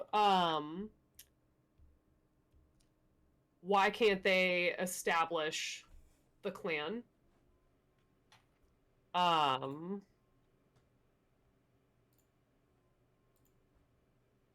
And she's going to mention that the head of the clan that she spoke to at the ball had mentioned that there were only 8 clans. So she's gonna kind of dovetail that in. And I have his name written down. Begins with H, I want to say. Yum, yum, yum. Hard. Fuck yeah, I remembered. Way to go, brain. Okay. A third question could be, what would it take? Okay. What would it take to have them stop stealing? Yeah. Realistically. And would they be willing to, I guess? Yeah, I was gonna say, like, would they be willing to, like, set up a trade thing with the village rather than just stealing? That could be our 4th question. Would they be willing to establish trade with villages instead of theft? Like, even if they don't want to settle down in one spot. Yeah, like they could be just- nomadic. Yeah, just send somebody to trade stuff. Yeah. Our final question. Oh God. Aiko has so many. She wouldn't burn the final question on something selfish, even though she really wants to know. Honestly, because one of the things would be is how can I find you? Because I know they said to like follow the gold. I mean that's a great question. Aiko deserves it. Yeah, because they said you know, Conoco's have a nose for gold. That's all they said. So like like I'll put that as a tentative, without being cryptic. With being cryptic and being as direct as possible. Tell me what this means. Yeah, knowing I won't sell you out or betray the clan. The clan's trust, I should say. How do I find you? So that's our tentative. Do we have any other better ones? I think those questions are good. I mean, I have things I would say, but Yeah. not question form as much. So I think those questions are great. Okay. Okay. Okay, so we want to do that then? Yeah. Okay. Yeah. So I'll save the tell me everything you know about the little princess for last. Because that's really kind of unrelated to everything we're talking about. And really we're just gonna kind of start in with why can't they establish the clan? Haru only mentioned the 8 clans. Okay, so you're starting with why can't you establish your clan? Yeah. Okay. You see that Ichiro actually like kind of hops up on a little boulder and has like legs crossed and seems like he is ready to be everyone's sensei today. God. And he is just enjoying himself as his sister is still unloading the wagons. She lucked out. She got the great job. But yeah, so as you ask that first question of why can't you establish the clan, he just grins. Our clan is established. The Konakos have been a clan just as long as any of the others have been. Next question. All right. Realistically, what would it take to have you all stop stealing then? And to set up, you know, an establishment, whether it be nomadic or not. So what would it take to have them stop stealing and set up an establishment? Yeah.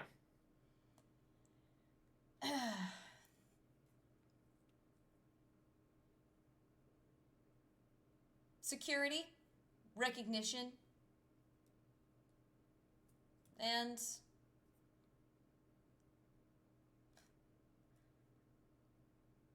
getting what's rightfully ours.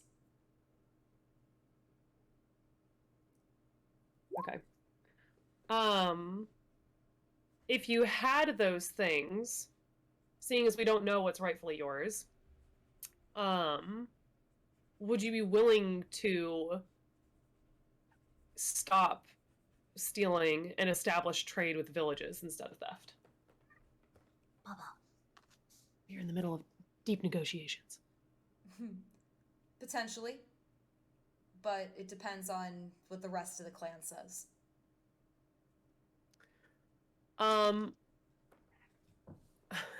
Without being cryptic and as being direct as possible, knowing that we aren't betraying your trust, we aren't selling you guys out.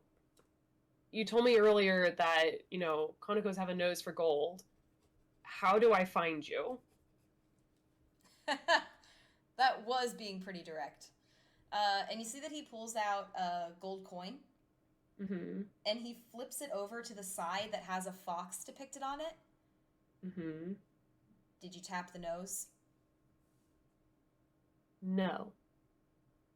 Try it. Taps the nose. As soon as the nose is tapped, Aiko, As soon as the nose gets tapped, you see that your coin starts just buzzing and lighting up. Okay.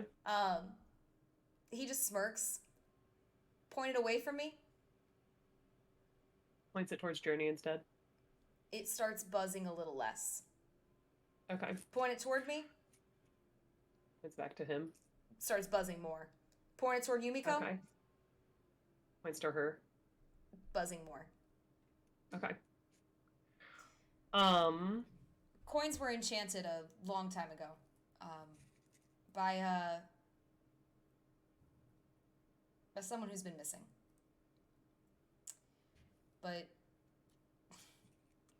she's the one who came up with the idea that should we ever need to, the Konakos should know how to find each other.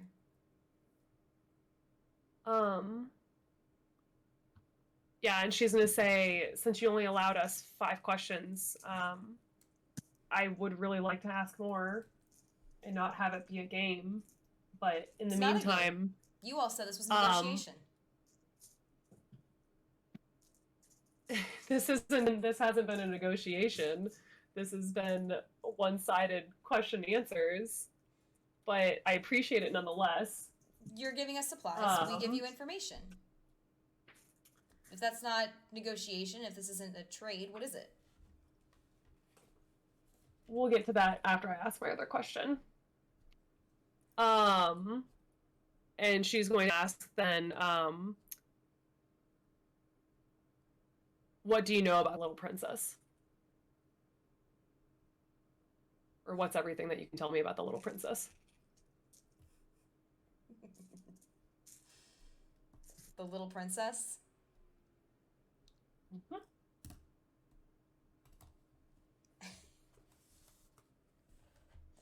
And he just starts kind of like laughing. You mean the Cosmos can't tell you more about her?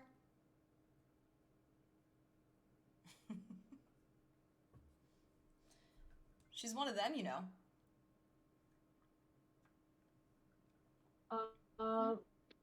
Please elaborate. The Little Princess. Mm-hmm. Weren't you all at the palace? Yes. You didn't see her? They said that she's gone missing. Princess... And he, like, as he says that, he, like, stops. And Ichiro's been all fun and games so far. And you notice that as he stops, he, like, there's no sound coming from him. He starts, like, grasping at his throat. And just... And, like, there's sheer panic. There's sheer panic on his face as he is just clawing at his throat. Yeah, she's asking if he can breathe. Like, can you breathe? Okay. She is going to use ask him if it's a curse. Like, is it something like, because she's getting ready to use a bead of restoration, greater restoration. Like he's scrambling and just like clawing. Like he is at the point where he's starting to panic and is like about to like hop off this boulder and is just like clawing and struggling at his throat. Yeah, she's using a bead of greater restoration, bead of favor on him. Which, do you want me to say what it is? Yeah, go for it. Okay, you imbue a creature you touch with positive energy to undo a debilitating effect. You can reduce a target's exhaustion level by 1 or end one of the following effects on the target. Charmed, petrified, curse, attunement to cursed item, any reduction to target's ability score, any one effect reducing the target's hit point maximum. As you use the bead for him, suddenly you see that he...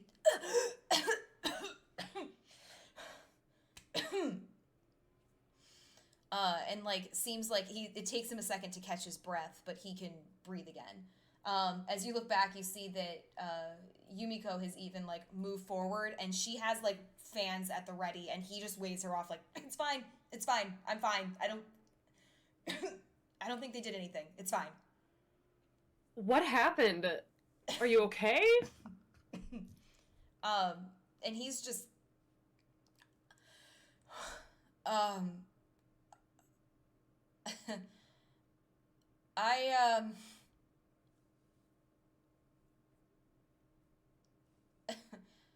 I have no idea. You were mentioning something about little princess being one of the Kazumas, and you sounded like you were about to give her a name.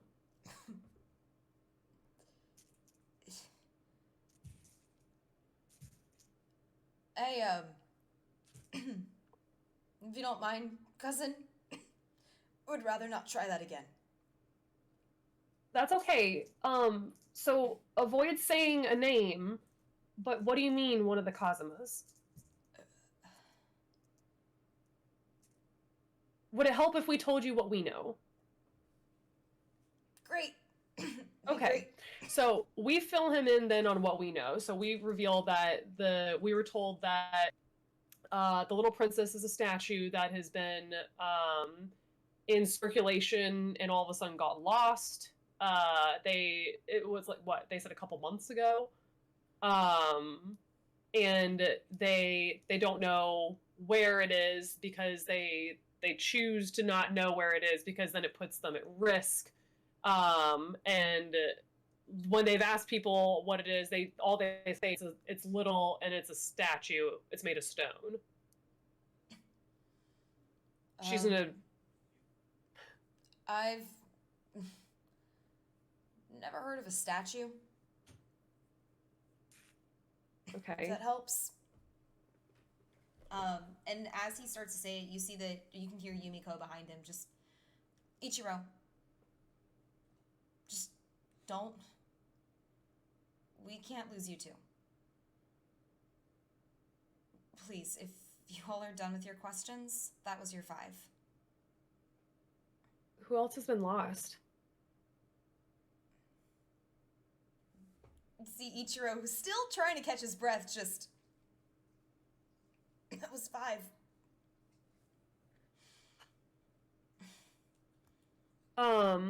But, you bring us a haul like this next time, and, we'll see what more we can answer for you. We were really hoping that bringing the haul this time would keep you from having to steal from that village. It's affecting them really badly. And if you do want, the respect that you guys are hoping for and the recognition, then I don't think that going about this way and just attacking, and granted, not harming people, but harming the well-being of the village isn't going about it in the right way. And stealing and attacking will inevitably end up in bloodshed at some point, which I have a feeling you guys would like to avoid.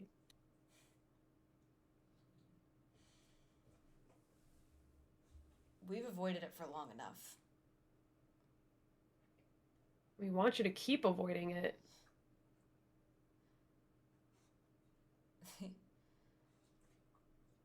The other clans have fought for years to get rid of us. At this point, if it means fighting, so be it. We're not going anywhere. The Kanekos aren't a mistake or a curse or a blight or any of the other things that we have been called through the years. If people are calling you that, then maybe that's a misunderstanding we have to work on to fix. And Yeah, if that's prove them part of wrong. the issue, then You think we haven't tried? What have you been Well, doing?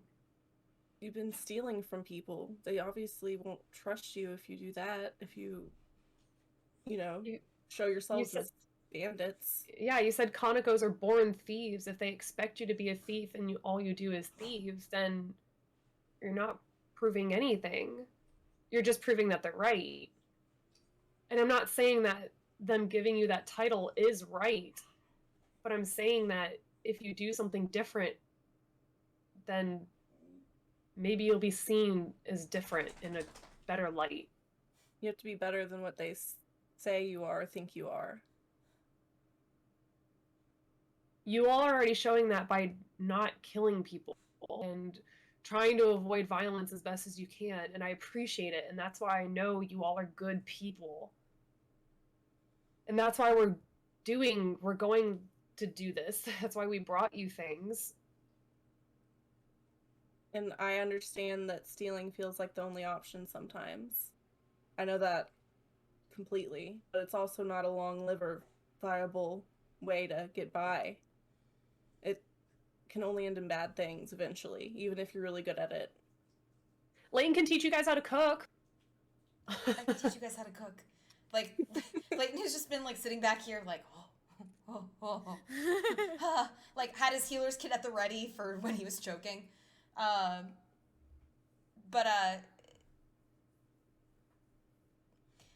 Zichiro listens to everything, and Yumiko listens to everything as well. You see Ichiro starts to go to speak, and Yumiko immediately, Ichiro, do not make a decision without Akari. She deserves that respect, even if she's not the clan leader.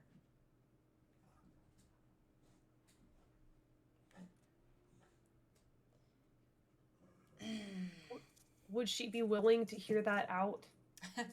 She doesn't know we've been watching you still. Yeah, why was Hajime watching me when he was invisible? 5 questions, kid. 5 questions. Okay, do I have to, like, sleep covered? Like, can you at least tell me that? What, like, that's... What do you think we are? I don't know! You won't tell me! Pervert? You, I don't know. No, we are How not. long would he have stayed there? I'm 35. I'm a youngin', okay? I just learned my longevity, and I don't know. No, it was... Spying, yes. In a creepy way, no. Okay. No, especially not if you're family. Gross. No. So we are family? Tails. I got a gut feeling about it. Most of us do.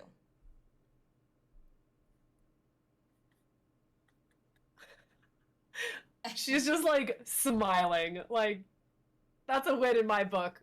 Okay. You really don't know where you got that coin?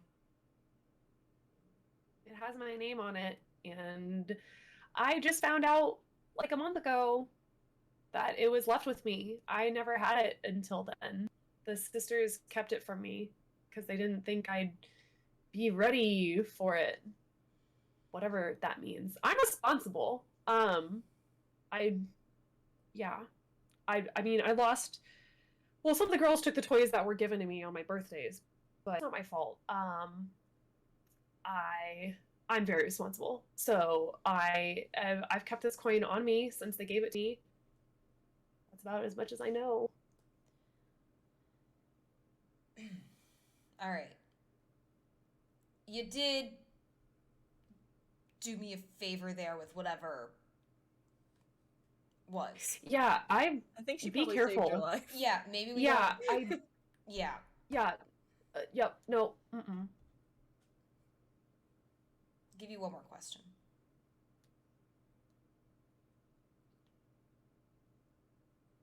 But then that's it. That's it after that.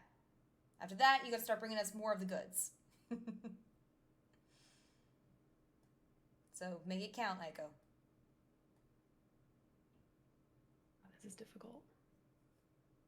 We asked him if we You're could, welcome like, to talk speak above table to- if you want, to kind of sort through thoughts. Yeah. So, Maybe if we could, like, speak to, like, more of them, like, whoever their clan leader is, or... I'm afraid they'll just do a yes or no, because knowing Kitsune, they're just tricky little fucks. That's why I've been avoiding yes or no's. That's also Would they partly take why. us- That's also take partly us why I've to been your telling you guys leader? to chat about it above table.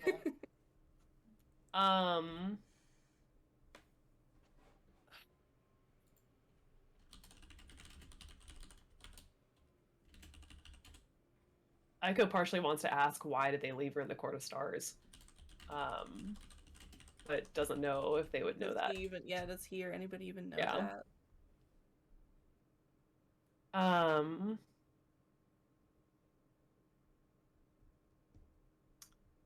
And then the other part of her wants to be like, will you just stop fucking stealing from Tokuhado?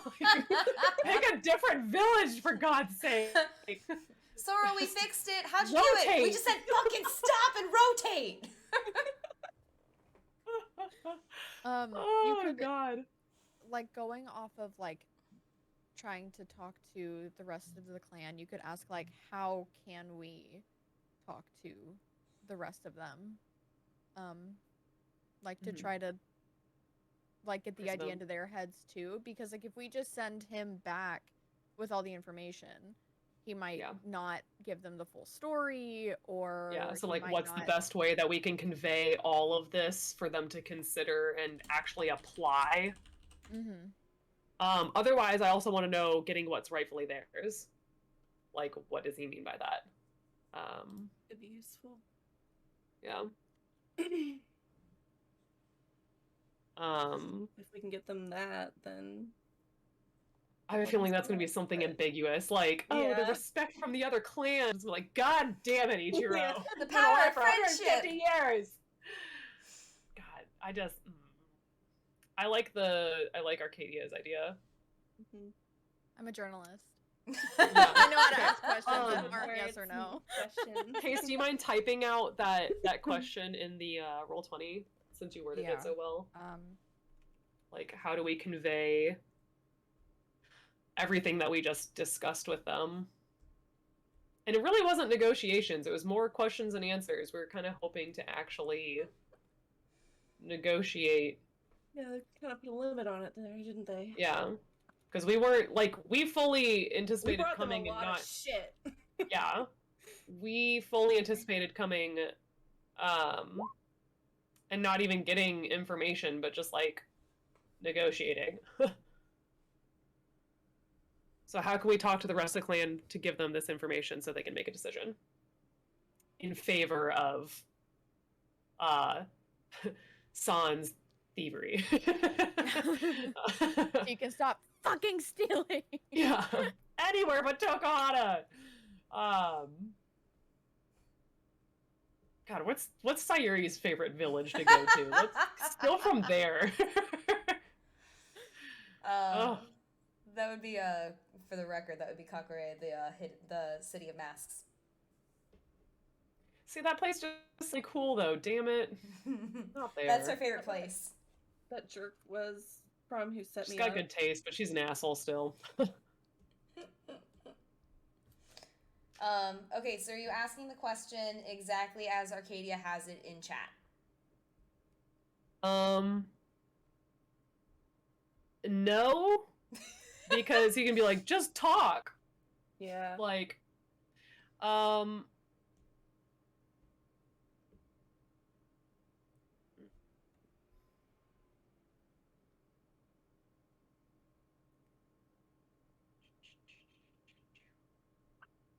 how can we, like, how can we get this information? Well, no, because then he can. How can we guarantee? Shut up. Like, how can we guarantee that we have an audience with, you know, oh gosh, hold on, I have it written down. Akari, thank you. Yeah, how can we, like, what's the word? I don't know. It's just semantics at this point.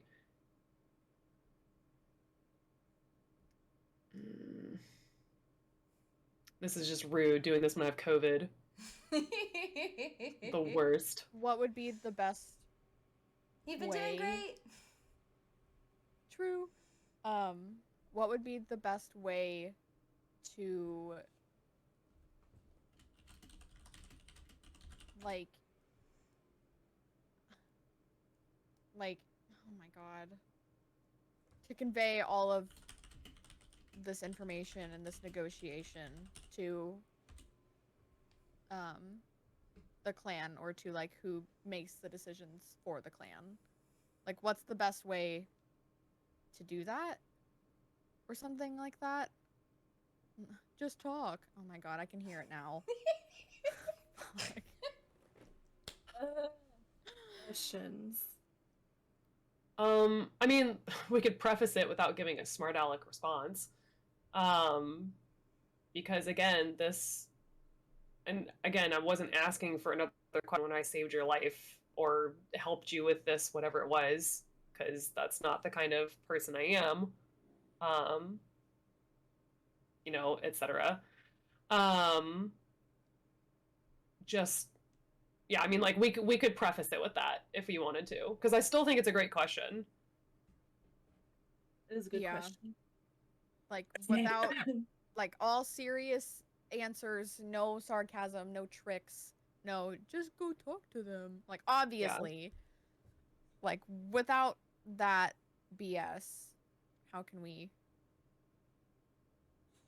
Yeah. talk? So yeah, so I go prefacing it with, I appreciate that you granted us another question. I want it to know that outside of that, I still would have helped you. And we never came here anticipating that you would give us information. We were just really wanting to. With that being said, and please don't give us a runaround answer because we are trying to help. And then saying, like, how can we convey this message in favor and get to the rest of the clan to give them this information so they can make a decision, like trying to move away from the thievery and establish like what you guys were hoping for. So your final question for him, making sure I get this right, your final question for him is, in all seriousness, how can you convey the discussions today to the rest of the clan in the hopes of moving it closer to choosing to forgo thievery? Yeah. Ichiro grins at you all. Is that your final question? We'll have more, like, I'd assume, but It's like, Who Wants to Be a Millionaire? Like, is that your final answer? And then you start second guessing yourself. Oh my god. I mean, worst case scenario, I know how to find you guys now, so I can just bother you. And this is true. As long as we have our coins, yes. All right, well, to answer your question in all seriousness, he just kind of chuckles. You've already conveyed those ideas to the clan leader. Fucking here, aren't they? Arcady, do you say that in character? he's the clan leader. And she is just the eldest. Well, you know what? I'm satisfied with that then. I've been the clan leader ever since Masaru went missing. Someone had to step up. But A for effort. I'll give you that. I wish I was face down in a lazy river. Oh my goodness. And he just like he's like trying not to laugh as best he can, but it's really funny to him, especially with the debating and everything. It's just very funny for him. Ichiro just kind of chuckles. Yeah, you're speaking to the head of the Kaneko clan. Lovely. Well, then can you still convey that to oh my gosh, I'm having a brain fart again. Give me a second. Akari? Thank you. I keep wanting to say Akane, and I know that's not it. So he he immediately just kind of chuckles, and I'll be honest. Again, Akari told us we were not to speak with you. The only reason that we got away with it is she's technically not in charge. That being said, she will tan my hide and have a very nice fox stole if she finds out that I did. sorry, not sorry. Yeah, it's kind of how I feel about it too. Yeah. Hey, At maybe least you are we're one of us. on the same. Yeah. But really though, can you please just maybe give it a break for a while at least while you consider this? Everything that is in there, it should be able to sustain you guys. I don't know how many there are, but I don't want to be traveling and all of a sudden be relieved that you guys aren't attacking us and it's for the wrong reasons.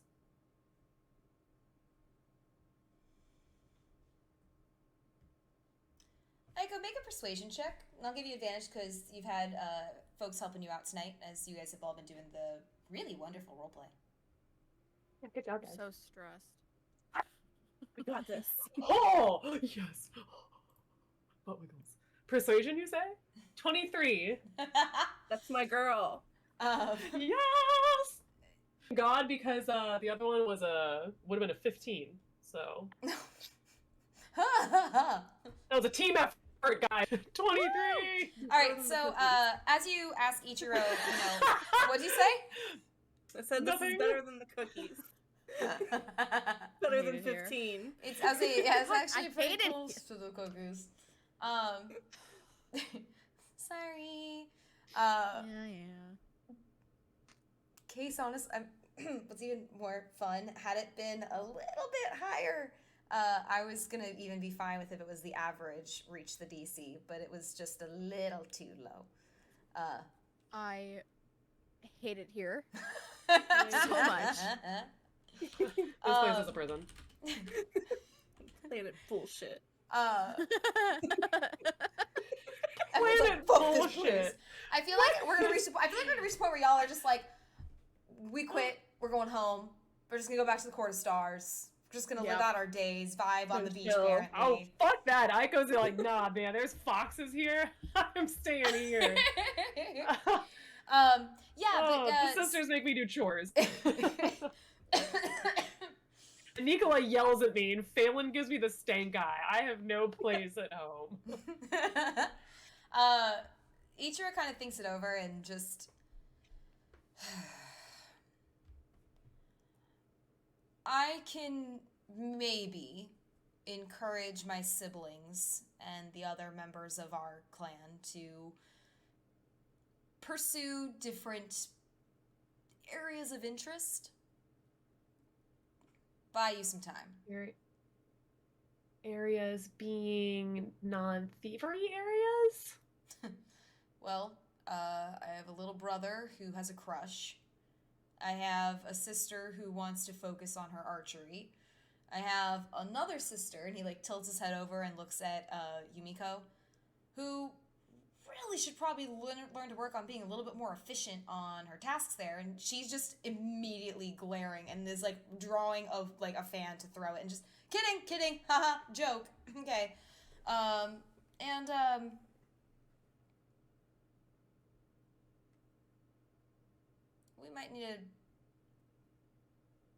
We might need to see what we can find out about the Court of Stars. And well, how so? Because we're from the Court of Stars. We can help. Great. Why were you there? That's a great question. Uh-huh. Okay. Yeah. Okay. Yeah. Well, I know you're gonna count this as a question, so you don't have to answer it now. But if you do find out why I was there, when you find out, will you tell me? Aiko, Ichiro actually walks up to you and, like, puts a hand on your shoulder. Like, kind of like a clap down on it. And then just pulls you into a hug. Oh. She's probably a little shocked. My gut says your family.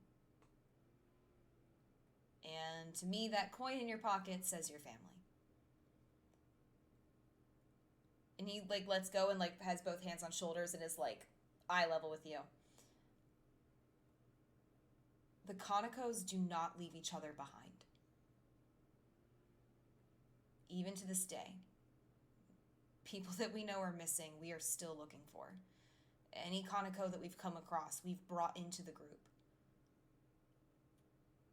Kanekos don't leave family behind. We're not like the others.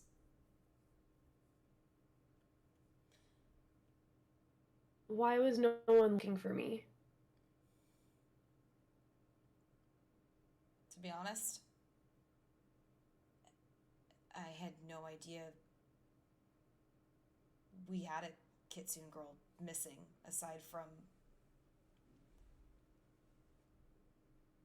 We have 2 members I know of that are missing.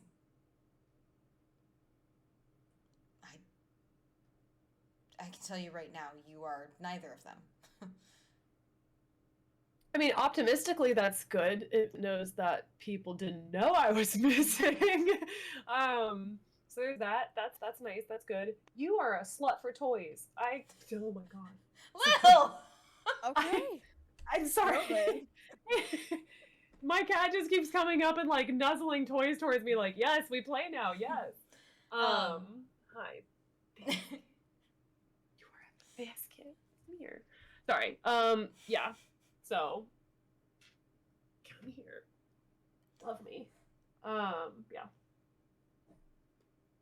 So sorry, before that comment, I lost track of what you said. I'll be honest, I lost track.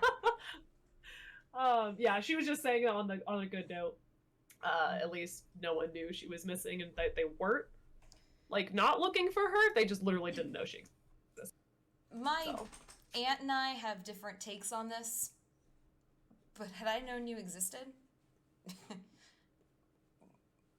I would have brought you back to the court myself.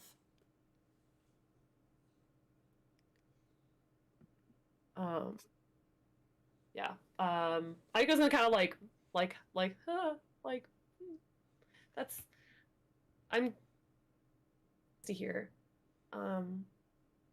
Depending on how things go, and envoying, and you all hopefully not continuing. I'm hoping to come back. After everything's all done, if that would help. But in the meantime, Leighton can teach you how to cook to get started on that life without thievery. He's really good at it. I'm Leighton, I can teach you how to cook. He's just a guy. And I'm really good at cleaning, and we can find ways. I tinker. I'm really good at Wait, tinkering. You what? I tinker.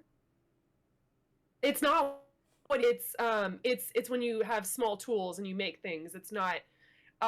Girls at my monastery thought it was like a fart joke, and it's not. It's you use small tools to. Yeah.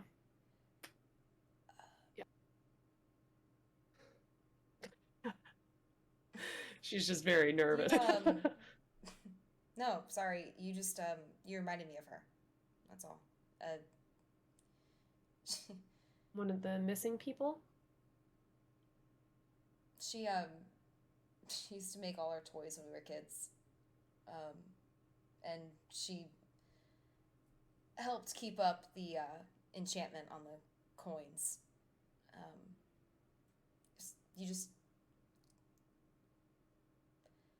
What'd she make you guys? I could try to make it. It's fine. No, it's...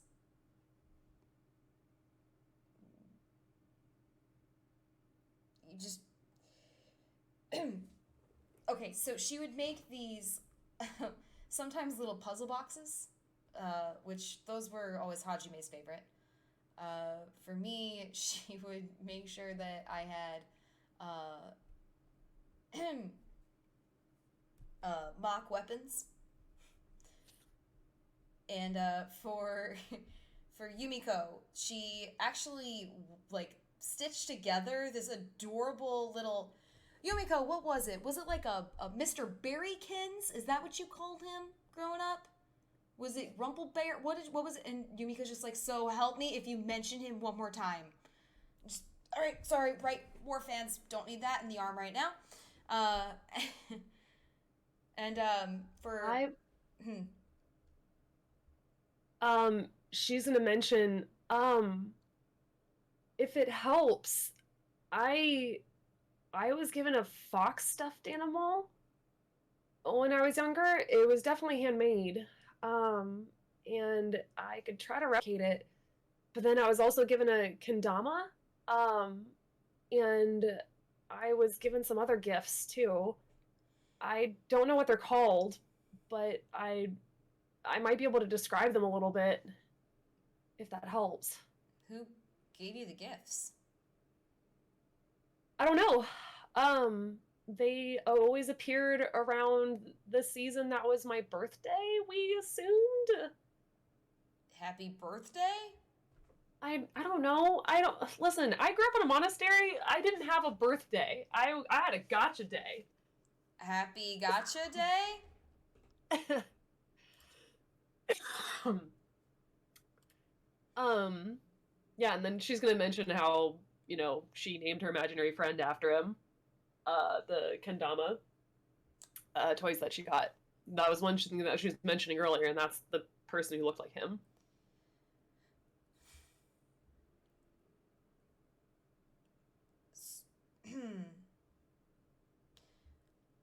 So the imaginary friend you had looked like an older, probably less handsome version of me. The You know how to tinker or have a knack for it. Got the pink hair. Your name is Aiko. Yes. Just saying, these are a lot of questions.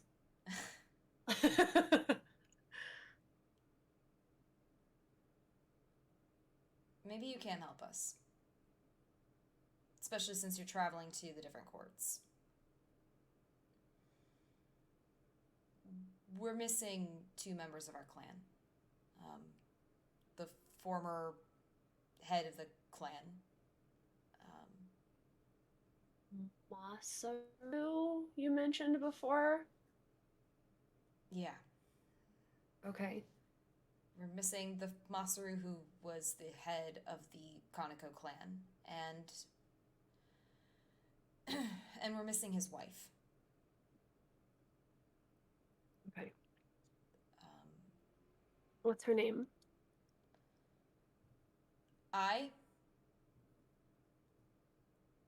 I like, I she's like, A I I. oh, okay. Oh.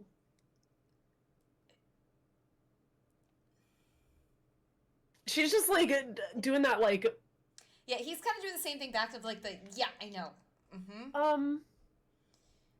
She is a pink kitsune with a knack for tinkering. how old are they? Depending on the day you asked Masaru. Dad was never really one for giving his exact age. But he's older than you. You called him dad.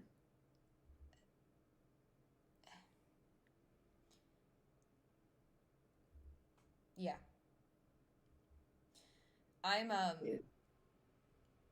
I'm their oldest child. Masaru and I are my parents. Akari is my aunt, Masaru's little sister. She's not one for leadership, so when he left, someone had to be in charge. How long have they been missing?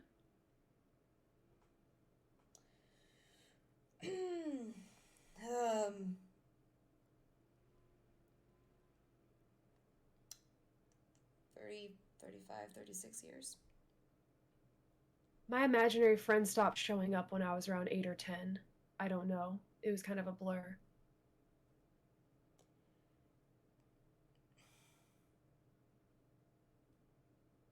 Do you think that has something to do with it? Maybe. Akari knows the story. She won't talk about it to anyone. Not even us. Do we know when they were last seen? Where?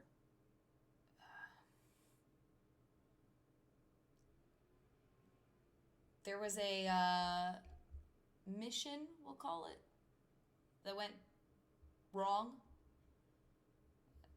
Everyone got separated. Akari stuck with us so that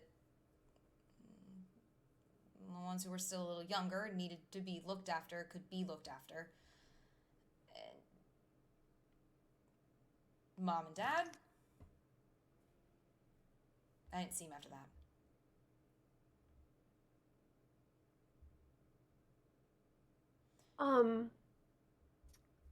We'll look for them. We'll Yeah. search. Yeah. This goes without saying, regardless of favors, we'll look for them. I want to find them. And Arcadia here is at Circle of Stars, and her girlfriend is really good at, the reading the stars, and there might be something there. And Journey is a fantastic rogue. She can really, find things. That's And good.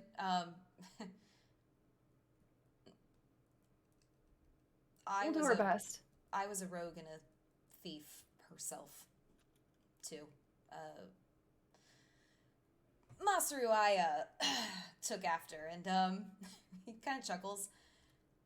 He'd be proud that you did in a way, too. That I have a lot of tails? Yeah, no, they had a lot of tales, too. I was referring more to your style of fighting. A monk? Huh. That's exciting. And he just goes, sorry. "Monk friends!" and, high five. Yeah. Yeah, she's gonna say regardless of, negotiations and everything, that she's going to look for them no matter what happens. And she doesn't mean it to sound like this, but, because they are kind of keeping it from Akari, can they please really consider then not stealing as much, if anything, or maybe just bartering with the merchants? Tell you what I'll do.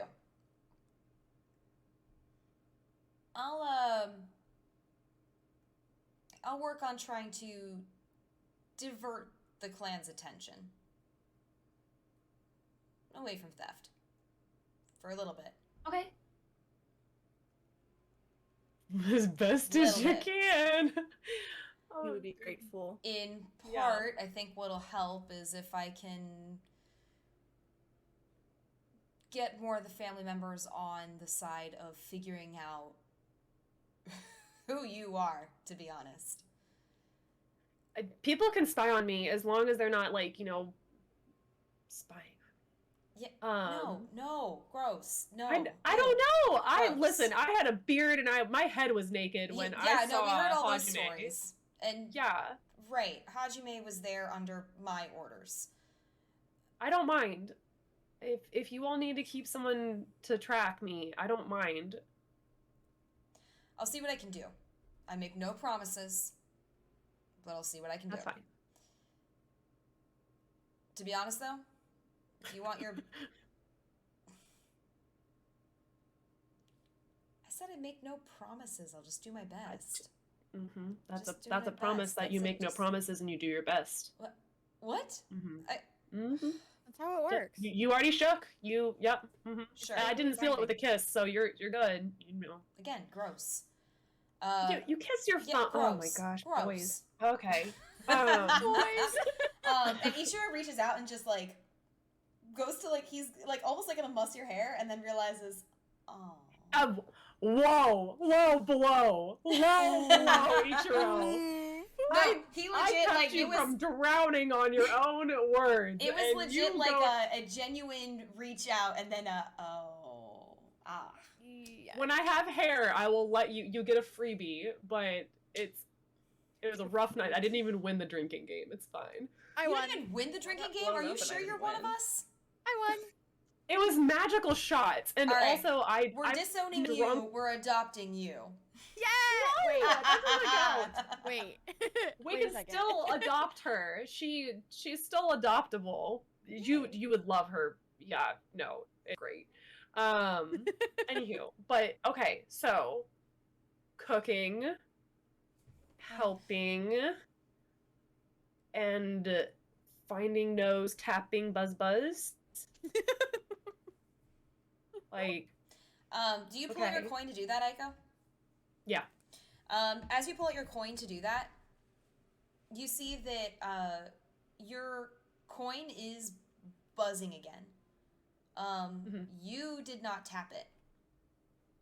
Oh, Like, it's buzzing the moment you pull it out of your robe. okay. As you pull it out and it's already buzzing, you see that Ichiro has a very, like, confused look on his face. And, like, quickly searches his robes and pulls his own out. You see that Yumiko immediately, like, he looks back to Yumiko and Yumiko looks to him and they're just, like, their eyes go wide. What's wrong? Um, Do we need to hide? that is a particular pattern. We need to go. Okay, where? Now. Cool. Home. That's not a good sign. Yumiko, let's go. And like you see that she's like taking basically as much as she can and has and like kind of looks to you all and he looks over. Can we take one of the wagons? We'll go with you. We're ready to help. You already know I know how to Help find you. carry It's all not this gonna stuff. matter. Let's She can go. find Like, you anyway. yeah. I If it's not a guarantee good you I'm thing- not in a find position you. to argue. Our home's under attack. Yeah, let's go. Let's help you. Ichiro, Yumiko each take one of the wagons as you guys load on in, and immediately Ichiro is he's just like getting ready to race off. Home is under attack. Yeah, we're in the wagons. That buzzing, that signal, Yeah. that's not good. That means Yeah, trouble. no. So Aiko's she's getting in the wagon is immediately gonna look to Lane and be like, "Can you keep up?" Like, not as like a "Can you keep up?" but like, "Hey, I want to make sure." Like, Got it. Okay, Yeah, no, cool. but he's like full, like as the horses are full on galloping, Leighton is full on galloping, y'all are in the wagons, and at this point, Ichiro, like Yumiko is driving one, Ichiro is driving the other, and he's just immediately like, it doesn't matter what it takes. And just looks over at you, Aiko, in particular. You want to impress Akari? I don't care about impressing anyone. I just want to help. Like, sure. Save the clan, and I'm sure she'll tell you everything you want. Let's go. Wonderful. And that's where we're gonna end it tonight. Yeah. Oh my god. Oh, fairly well. In pain. Cool. I have to pee again. Like, oh fuck. I got a lot of water to drink.